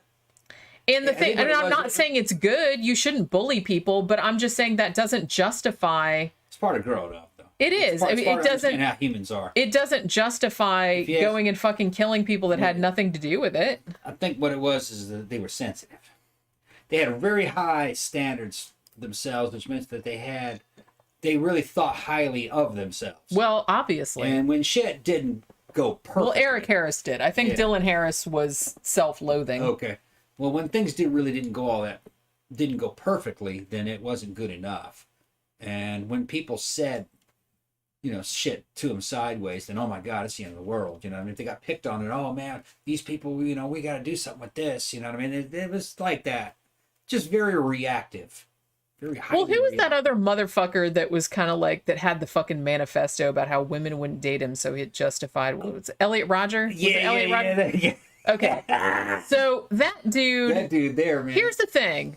Oh my God. That dude there, man. Don't even get me started on this shit, because what is this mentality that these types of dudes have that you think it's like, oh, hey, well, I'm good looking and I have an expensive car and I have this, that, and the other thing. Women should just be like throwing their pussies at me. Yeah. And the fact that he never felt the need to ask girls out. He never felt the need to work on his like personality and be like, had a Prince Charming complex. Have some like social skills. I think that he thought, like, if I'm reasonably good looking and have money and a nice car, then women should just offer themselves to him. And the fact that they didn't was very offensive to him. Yeah. Well, that blows my fucking mind. I watched the dude's videos. I did too. I was just amazed. I was just fucking absolutely amazed. I got the feeling from watching the videos, it definitely wasn't something right with the dude. I think it was some kind of autism. That's what it seemed like. Yeah. He was just looking at things on a very superficial level, as if everything's like a computer program or a robot. If you look like this, if you do this, if you have this, if you do, you know what I mean? If you're dressed like this, then it automatically happens that this happens and this happens. Yeah. That's exactly why. And honestly, I've seen other people make that exact comparison because they'll say that like women are not vending machines that you put certain coins and of whatever in and then sex comes out. Right. That is not how people work. But he worked like that. Right. So he thought everyone else did. Yeah. Because I was watching his mannerisms and everything and his facial expressions. And he's very artificial, very robotic. Yeah. Which means that there's a lot of weird things that can happen to the frontal lobes of a brain. It's where where your consciousness resides. Yeah, big time. Could be that he wasn't fully conscious. He might have been like a biomechanical artificial intelligence, like an AI robot. He might have been like AI in a way. Like he had some kind of a organic problem in his brain. Well, very similar to, say, like anesthesia. You can put a person under anesthesia and they can walk around and talk and everything, and when it wears off, they can't remember. They can't remember anything. During that time, they weren't conscious. They were talking under the influence. She did it when she was under anesthesia. Well, they might be basically kind of like under anesthesia. Maybe. They're not conscious. They're like a working robot. Yeah. Yeah, you think I tick this box, that box, and that box, therefore this should happen. Yeah, and then they're like, doing nah, man. Yeah, and this is what I meant when humans have a problem with complexity. That's not how shit works. And there's a lot of other factors that have to be considered. Well, just think, if you lived your whole life like that, you're basically a machine. You don't have consciousness. You'd be very confused because you don't know what the other humans are doing. Because I think like me? Another problem too that a lot of humans have is that you tend to universalize your own experience to everyone else. Yeah, they project. Which, like I said, that's a very, very dangerous thing to do because everybody is not you. That's right. And here's another thing. Everybody's not you, but another thing. Usually an aggressor always projects their motives onto you. Mm-hmm. So whatever a person is accusing you of, that's what they've done. If somebody just accuses you out of the blue of something, a lot of times that's what they've done. Yeah. So, just a good thing to know. The enemy always projects. Oh, yeah. Oh, I know. Yeah. You've seen it, huh? Yeah. Oh, yeah. Many times. Okay. Many times. Yeah. Michael Schaefer says, and yet Jenny likes Spock. Yeah, well, that's kind of a different dynamic, though. He's got kind of a different thing going on. And Spock wasn't a machine. He had emotions. Yeah. They were just so volatile that he had to suppress them. Mm-hmm. Otherwise, he'd be like a raging batshit crazy person all the time. And the women loved him because they know that he was holding back all that sexuality. Right. It wasn't that he couldn't. It wasn't that he couldn't feel those things. He could. He had to hide that inner slut. See. And that's what's so alluring. Yeah, see? And, there's nothing alluring about somebody who can't feel those things. Yeah. There's nothing alluring about that. But somebody that can feel those things deep down, but is trying to keep it under control, there's something alluring about that. And somebody said earlier that they, this whole incel thing is bullshit. It's obviously voluntary because they could get laid if they wanted to, if they actually wanted to work on themselves instead of blaming everyone else for why they can't get laid. You know what I mean? Which, yeah, I agree with that too. I didn't mean to go off on the whole incel rant, but I did get from a lot of their journal entries. I got a lot of the same vibe from their journal entries as I got from reading like incel shit. You know what I mean? Because they definitely did have this thing where they thought they were entitled to women, and they couldn't understand. It's like, why don't women like me? Why don't women, why don't I get invited to parties? Why? And it's like, but without really looking at themselves. And it's like, well, what can I do to be more attractive to women? What can I do to, nobody wants to like work on their own shit. Everybody just wants to blame other people for their problems. And I feel like these two were kind of like some of the poster boys for that shit. Just like a lot of the incel shooters were. Just like fucking Elliot Rodger. Question in the comments. Yeah, the dude we were talking about was the guy who did the video from his car. Yeah, that dude was fucking... He was a Fruit Loop, that's right. Fucking banana pants crazy, that dude was. Yeah. And it's, like I said, it's sad because he was a totally normal looking dude. He was good looking enough to he could get women. Yeah, and his problem was I said the reason that you can't get women is because you're a fucking freak. That's why. Because weird. You're a fucking psychopath. He was weird. It's because of how you act. It's because of how you act. Yeah, doesn't matter what you look like. There was something wrong with him. Yeah. And he kind of gave off that vibe that there was something very wrong. Yeah, and women can smell that shit from a mile away. Yeah. Women can smell desperation. Women can smell psycho from a mile away. Yeah. So you come off like that, women will run in the other direction. And it doesn't matter if you look like a fucking male model. Yeah. If you give off that vibe, most women will run miles away from you. Yeah, and sorry guys, just the mathematics, the numbers. 90% of the women are interested in only 10% of the men. Yeah, and it's always pretty much been that way. Well, the thing about it, there's really not a lot of quality men out there. There never is. No, that's what I'm saying. From the point of view of a woman, there never is. They're either too old, they're too young, they're too poor, or they're too boring, or they're too. There's always something wrong with them. Yeah. There's always something wrong with them. Yeah. But yeah, so Xanada says, yet there's flocks of women online who love the Columbine shooters. See, I do not, and I don't understand, we've talked about this before, like women that are super into like the fucking serial killers. Girls. Yeah, I kind of feel like this is, even if they're woman age, I feel like this is a severely emotionally immature. Yeah. This is someone who has issues where I feel like with immature women, there's a thing that they really like these horrible, horrible people because they think that they can be the only person to redeem this monster. Yeah, they all like that. It's a fantasy that immature women They like have. the Vampire of the Sago too. That's What's that guy's name? You remember? I don't remember. Yeah, he thought he was a vampire. He's probably forgotten by now. Probably. Yeah, well, I don't remember. Yeah. I remember I was kind of like, what, Richard Chase or that other fucking teenager? Sago. Oh, that guy. Yeah. What the fuck was that guy? I don't know. I always forget his name for some reason. Yeah. Probably for the best. The woman I worked with fucking handled this case for a while. Yeah. I kind of feel like that's a mental issue unto itself. Because I do feel like if you're very immature, like teenage girls. Rob Farrell was his name. There you go. Rob Farrell. Teenage girls, or a certain segment. I'm not going to say all teenage girls because I didn't really have this, but some teenage girls have a fantasy that they are going to be the one to change this bad boy. Whether it's a serial killer, that's kind of an extreme, obviously.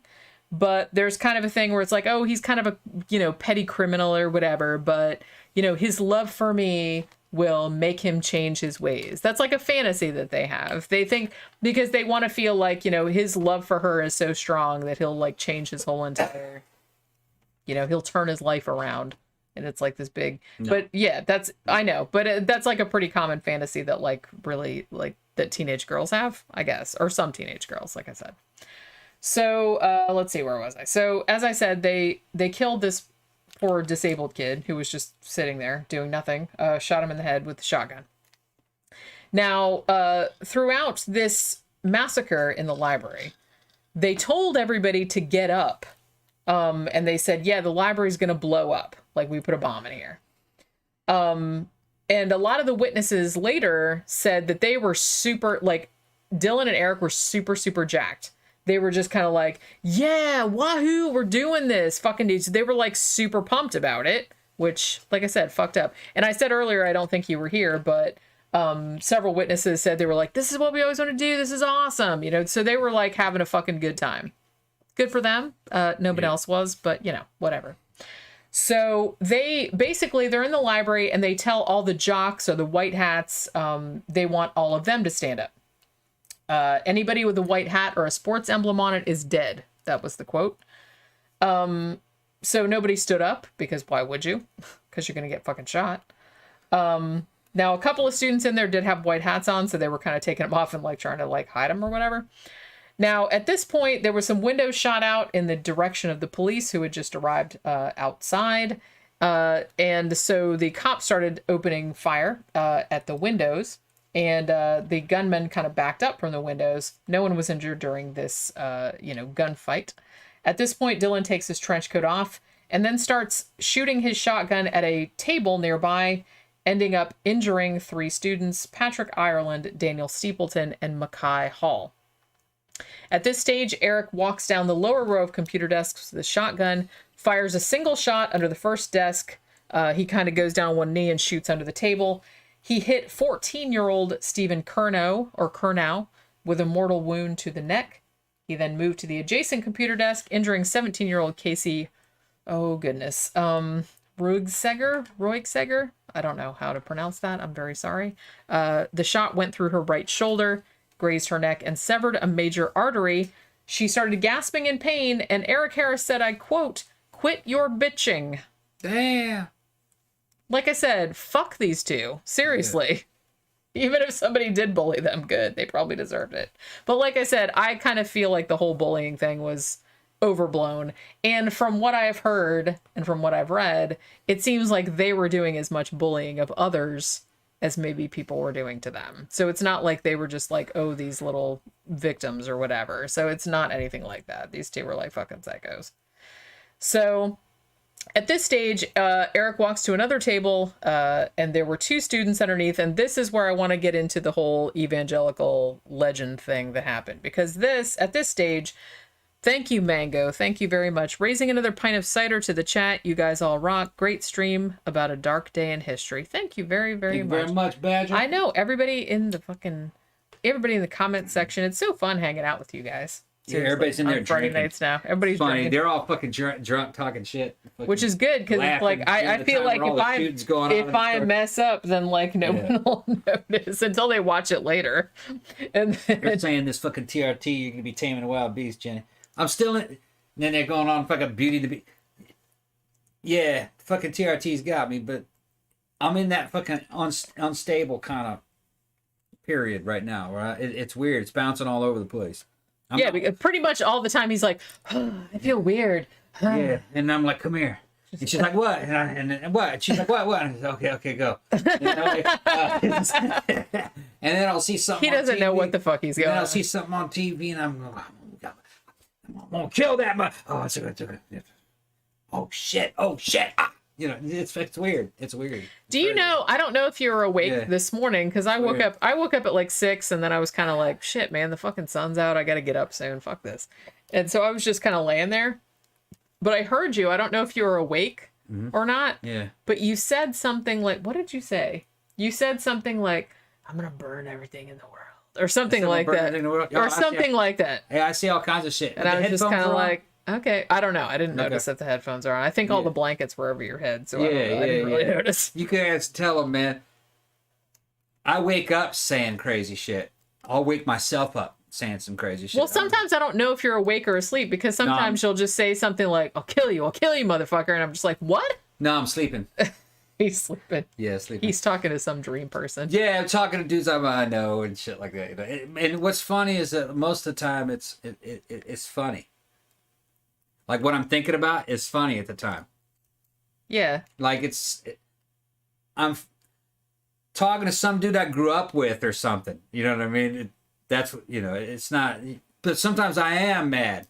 It's weird. It just kind of comes and goes. Well, and like I can't really tell, and I don't know if you're awake or asleep. So all of a sudden, I'm just kind of there, half asleep, and all of a sudden I hear, "I'm gonna kill you," and I'm just like, "What?" Yeah. Help! Well, dude might have stole something from me. There's a story that goes along with it. Okay, it's not just out of the blue. Dude went in my fucking Foot Locker and took some shit. Okay. Or he got in the wall locker and took my fucking dress greens and fucking, wiped his ass. Why you take my shoelaces? Yeah, bitch? just shit like that. You know what I mean? There's a situation behind it, and I'm only speaking out. I'm only speaking out when tensions run high. Okay. Well, it must be a lot then. Oh, there's a lot of shit. The fucking my brain's doing all kinds of crazy shit all the time. It's funny because I remember I was watching Blade Runner and fucking there's a scene where Deckard fucking says I'm gonna kill you to somebody. They made a big deal about it in the fucking movie. I do that fucking shit every night. He does pretty much. I'm gonna fucking kill you. I'm gonna set you on fire. Shit like that. I say all kinds of weird shit. Like in the middle of the night. Like literally I'll wake up like to go to the bathroom like at 4 a.m. and then I'll get back in bed and then I'll hear him over there. I woke up doing I'm gonna cut your head off. Yeah. Like that. Yeah. This is what I deal with. Yeah, it's real primal shit. I'm gonna set your ass on fire. I had a fucking dream I was dragging a dude from the back of a four-wheeler one time. Yikes. Yeah. He deserved it, but I don't remember what it was he did. Well, then how can you say he deserved it? Because I wouldn't have been dragging him if he didn't deserve it. All right. Yeah. He did something wrong. I was dragging him on the end of a chain. Fucking... Yikes. Yeah. Something was happening. It was like something out of the Omega Man. Okay. You know what I mean? I'll it was like that. I'll give you that. Yeah. All right. Can I get back to it? Go ahead. All right. You're the one that wants to talk about this crazy shit. Man, I'm so fucking hot right now. Fucking hot. I'm sweating out fucking bacon grease. Dude, I have so much to get through still. At least let me get through the timeline, and then we can talk about like some of the shit because we kind of covered some of the shit earlier. But you know what I mean. All right, good. So, like I said, at this point, I kind of want to get into this particular case because this is something that, unfortunately, evangelical Christians used as kind of a rallying point later on, which is kind of fucked up. But so at this point, like Eric goes up to this table, and he lowers himself under. There are two students under there. Cassie Bernal and Emily Wyant. So basically what Eric does, he slaps the table and then kneels down and he says peekaboo to these two girls down there. So like I said, fucking douchebag, right? Then he shoots Cassie Bernal in the head with a shotgun, kills her immediately. At this point, like Eric had the gun in one hand. He shot with one hand. So obviously the weapon like recoiled and hit him in the face. I don't know if it's broke his nose, but it injured his nose and it started bleeding. Now, what happened later on was that Cassie Bernal, her parents and like her church and everything like that, they kind of started spreading around the myth, which I guess it's not entirely their fault at the beginning because this was kind of something that was in the original, story, but this wasn't actually what happened. The story went that Eric had asked her, "Do you believe in God?" She said yes, and then he blasted her in the face and killed her. That's not what happened. What happened was that he just ducked down, said peekaboo, and then he just shot her, and she died. Now, there was some witness testimony saying that the other girl that was under the table, or another girl that they were shooting at, they asked, "Do you believe in God?" And she said yes. And he said, "Why?" And she said, "Because I was raised that way." And then he shot her, but she didn't die. You know what I mean? So he did, it was kind of like not entirely fictional, but it was just put on something. They wanted to make Cassie Bernal into a martyr, I guess, because the book that came out in the wake of the shooting was called She Said Yes. implying that she had been killed because she said that she believed in God. That's not exactly what happened. And after the witness reports, after everything was sorted out, and after the true story came out, basically the evangelicals had already kind of hitched their wagon to this shit. And, you know, the ones that were perpetrating it were kind of saying, well, everybody already believes that story, so fuck it. We're just going to run with it, even after they learned that it wasn't true. Thank you, Xanada. Thank you. Rate it. Got my stimulus just now, so here's your cut, and I want a Pliskin shirt when you send them out, please. Okay. All right, I'll get you one out. I'm going to write that down right now. Xanada gets a What size is that? What size you want? Yeah, just let me know what size you want, and I'll get it out to you. I just sent Ken some shirts, too, because he asked we got to me make for some them. new shirts, too. I know. I'll get Make around some to new it one of these designs. days. Yeah. I mean, it's Xanada's birthday, so we have to, like, say happy birthday. That's right. Happy birthday, Happy birthday. We should have got some cake. Xanada got fucked and blessed fucking simultaneously. He ordered a fucking 5.56 fucking dissipator upper, and instead of getting that, he got somebody from PSA, and instead of getting that, he got a fucking 300 fucking blackout upper, 10.5 inch fucking flat top, and a fucking Hull of Sun red dot on there. Didn't happen to be the fucking solar powered one. But that's still with fucking BCG. If you guys know what I'm talking about. With BCG. For the fucking price of that fucking dissipator upper. PSA wouldn't take it back. They wouldn't take it back. They wanted him to pay for the shipping. But fucking that was like $600 worth of shit. So he kept it. All right, go ahead. All right. That's code. Some of y'all know who that is. Grafters knows what that is. Okay. Yeah. All right. At this point, like I said, because he had shot the one girl, and the gun was in one hand, it had recoiled into his face. Like I said, I don't know if it broke his nose, but it made his nose bleed. So it looked like he had blood all over his face at this point. So he goes under another table. There's a girl named Brie Pasquale under that table. And Eric asked her if she wanted to die. She obviously said, no, I'd rather not. Or, was like, please don't kill me. Eric laughed at her and said, everyone's going to die. That's a quote. Then Dylan said, shoot her. Eric responded, no, we're going to blow up the school anyway. Now, at this point, there was another student that was, kind of trying to help out one of the other ones whose knee was wounded. And the student that was trying to help, like his head... That's a large. Oh, okay. Okay. Gotta get in there somehow. Yeah. Okay. So the student that was trying to help the other student, like, they kind of put their head above the table.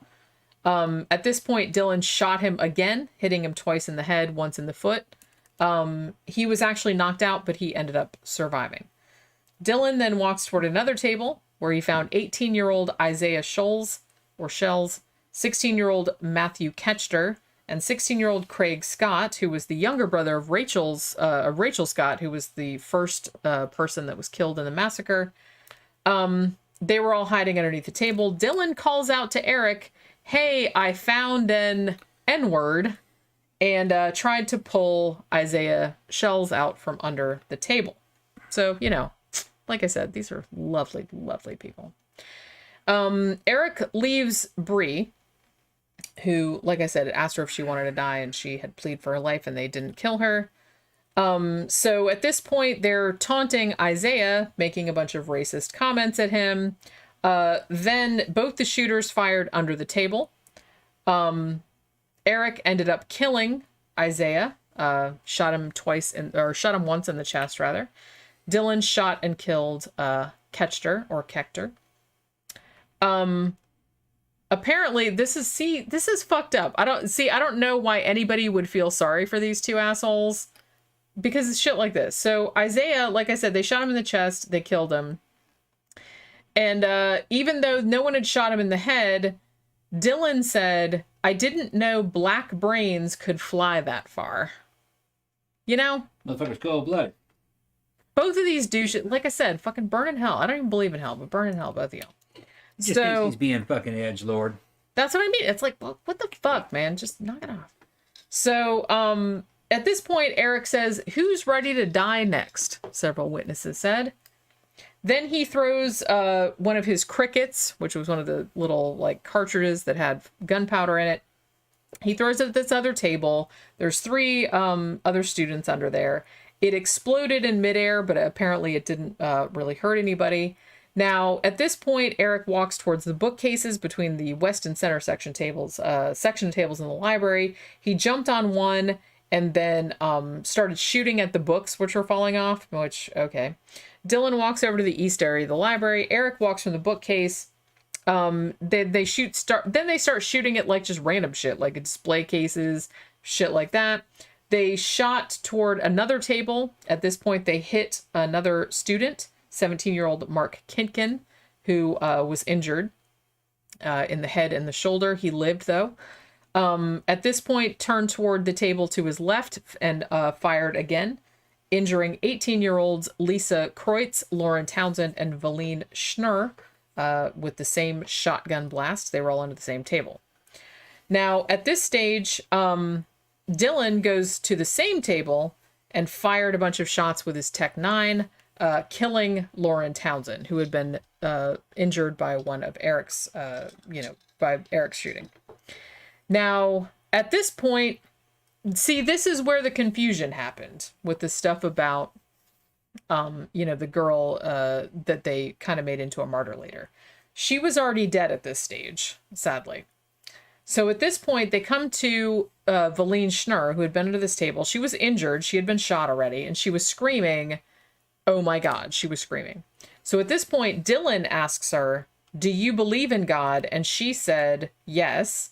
And then Dylan said, "Why?" And she said, "Because I was raised that way." At this point, Dylan says, "God is gay." Okay. God, it's so edgelordy. It makes me so mad. Edgelordy people make me so mad. He meant it in the 90s gay. You're so gay. That's gay. God is gay. That's gay. It's gay. Yeah. God, teenage boys are the fucking worst, man. That's gay, man. Come on. It's like, oh, you're so badass. Fuck off. Jesus Christ. All right, so people like this just make me so angry. Yeah, but there's still dudes like this around nowadays. It's just, this kind of like shit just makes me so angry. I just hate people like this so much. So at this point, Eric gets to another table, because like I said, there was a lot of students in this library, and they're all like hiding under the tables, right? Because the teachers hold them to. So Eric comes along, and there's another table. There's 2 girls hiding underneath.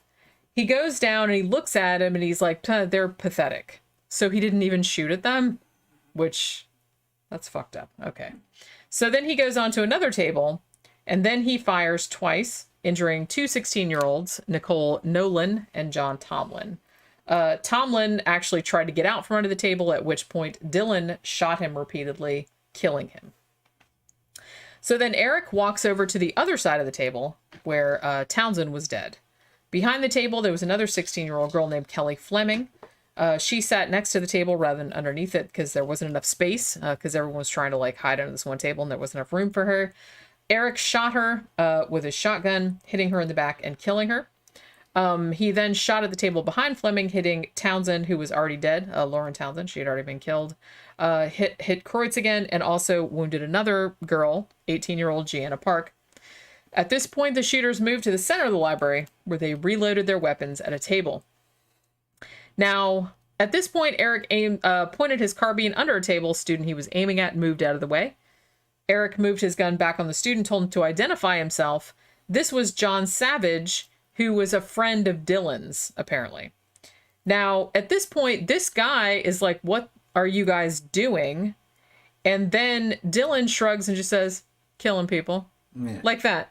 Nah, we're just killing people. Who cares? Well, they already had this planned out in terms of what they were going to do afterwards. They did, yeah. They were going to kill each other. Kill themselves, yeah. Well, like I said, I think originally they planned to just like blow up the school and run to another country. But yeah, like that would work. But I do kind of feel like this was kind of their next best plan. And I do kind of feel like once the bombs didn't go off, they were just kind of like, yeah, we're just going to kill everybody and then kill ourselves. Yeah. I think they had kind of already come to that point. So yeah, he was just like, yeah, we're just killing people. So John Savage is like, "So are you going to kill me?" And apparently Dylan was like, what? And he's like, no, are you going to kill me? And then Dylan said, no, run away. So John got away for whatever reason. I guess because they were friends. So at this point, Eric turns around, fires his carbine at the table directly north of where he had been. He hit 15-year-old Daniel Mauser in the hand and in the ear. At this point, Daniel either shoved a chair at him or grabbed at his leg or something like that. And Eric shot again at closer range and hit him in the face, which killed him. Now, at this point, both gunmen moved south, started firing randomly under another table, critically injuring two 17-year-olds, Jennifer Doyle and Austin Eubanks. Also fatally wounded 17-year-old Corey DePuter. This was 11:35 a.m., and he was the last victim of the attacks. So at this point, Dylan said, well, I'm just going to start knifing people now. Although they never actually did that. So they started going toward the main counter. Eric threw a Molotov cocktail toward the one end of the library, but it didn't blow up. Then they started like moving to this one area, where they were kind of like regrouping. Dylan pulls a chair out from the desk. Then he points his Tech 9 at Todd, who had a white hat on, and said, "Are you a jock?" Todd said no. And Dylan said, well, that's good. We don't like jocks. Then he's like, I want to see your face. So Todd lifts his hat up. So his face was kind of seen, but not really. And then apparently Dylan said, give me one reason why I shouldn't kill you. And then Todd says, I don't want any trouble. And then Dylan apparently said, you don't even know what trouble is. And at which point Todd is like, that's not what I meant. I meant I don't have a problem with you guys. I never will and never did. And then at this point, Dylan said to Eric, I'm going to let him live, but you can kill him if you want to. So Eric apparently did not want to kill him. So then they went to they said they were going to go to the Commons, which was the cafeteria. Dylan at this point fires a single shot into an open library staff break room and hit a television. Eric is walking away. Dylan says one more thing, then picked up the chair beside the library counter under which Patty Nielsen, the art teacher, was hiding, slammed the chair down on top of the computer terminal and the library counter, and that was it. So Dylan and Eric are at the library entrance. The two walked out of the library at 11:36 a.m. So at this point, there are 10 injured, 29 uninjured survivors in the library, and they started to evacuate through the north emergency exit door, and that led to a sidewalk adjacent to the west entrance. So here's the thing. So that was kind of like the end of the shit. So at this point, I think that the two of them had kind of decided that, the cops were there at this point. They had kind of, I don't think they had run out of ammo, but I don't know. As I said, none of their bombs had detonated. So I kind of feel like they were still trying to, because at this point, like after they shot all the people in the library and then they went back into the cafeteria, and then they're starting to shoot at the propane tank bombs, like they still wanted them to go off. You know what I mean? So they were like shooting at them, and then like one of them, like there's security camera footage of them going back in the cafeteria, and then like one of them, like Dylan, goes up to one of the propane bombs and like examines it. Like it's just like, why the fuck isn't this going off? Which would have been so funny if it had been like if it had pulled a fucking Wile E. Coyote and just like gone off in his face like right when he was looking at it, but it didn't, unfortunately. So based on what I heard, they kind of decided to call off the attack and kill themselves because they became aware of the fact that the fucking tactical team was in the damn school. Yeah. And they knew that they couldn't go up against those guys. Those guys fucking outnumbered them and outarmed them. They had 5.56 weapons. Fucking, they're fucking M16s basically is what they had. Yeah. And body armor and shotguns, flashbang grenades, gas. All right. They wouldn't, and lots of training and teamwork. They wouldn't have stood a chance. Okay. Well, yeah, there was against the tag team.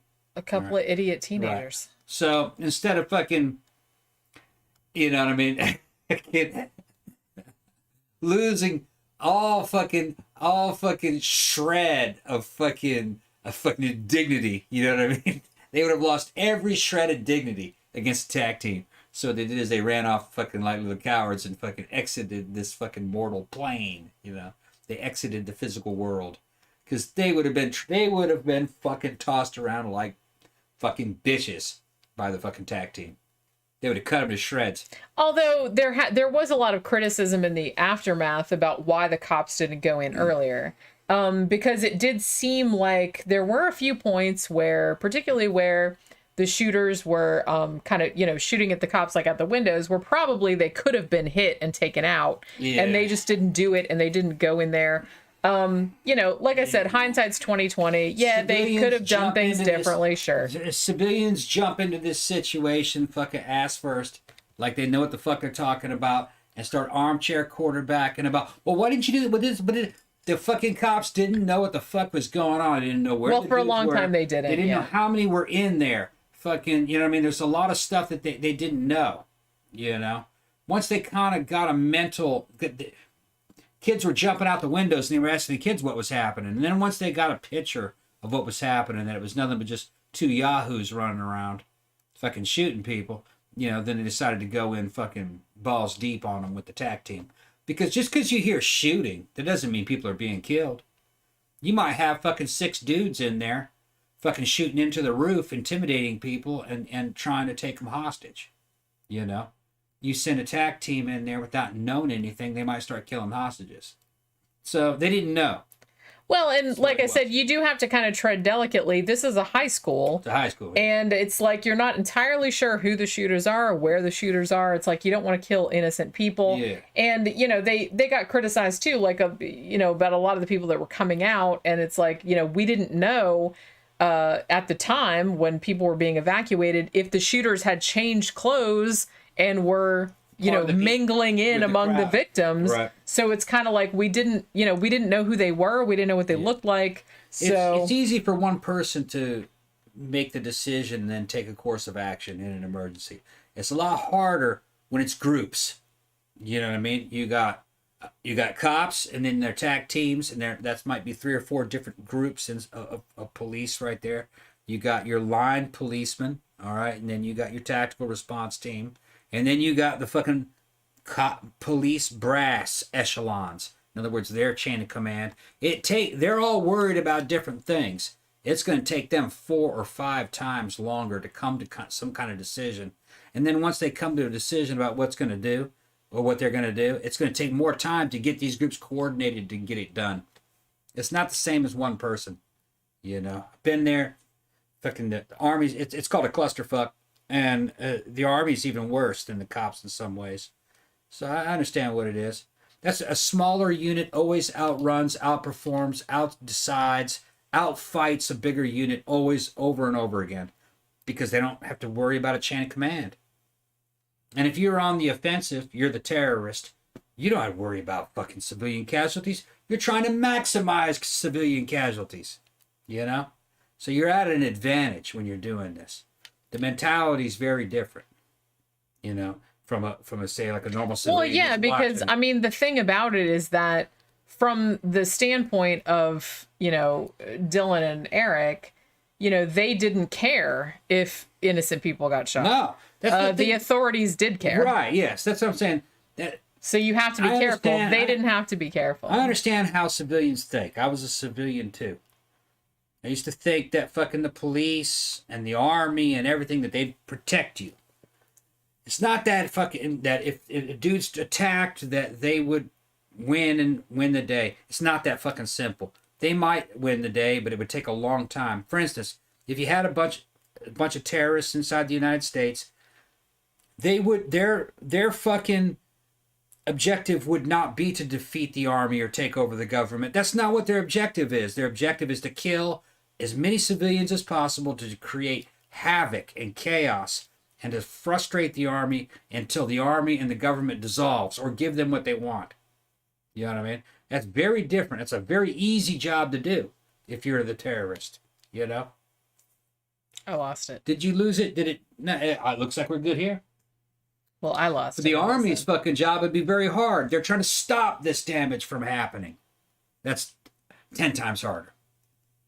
So, I understand why it took time for the cops to get in there. Yeah, I do too.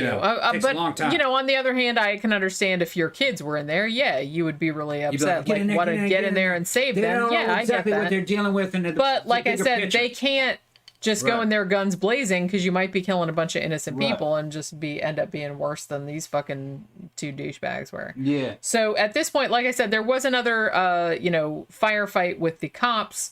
A little bit past noon. No one was injured in that exchange. But by 12:08 p.m., a little bit after noon, both Eric Harris and Dylan Klebold had shot themselves. They had gone back into the library, and basically, Eric sat down with his back to a bookshelf, fired his shotgun through the roof of his mouth. Dylan went down on his knees and shot himself in the left temple with his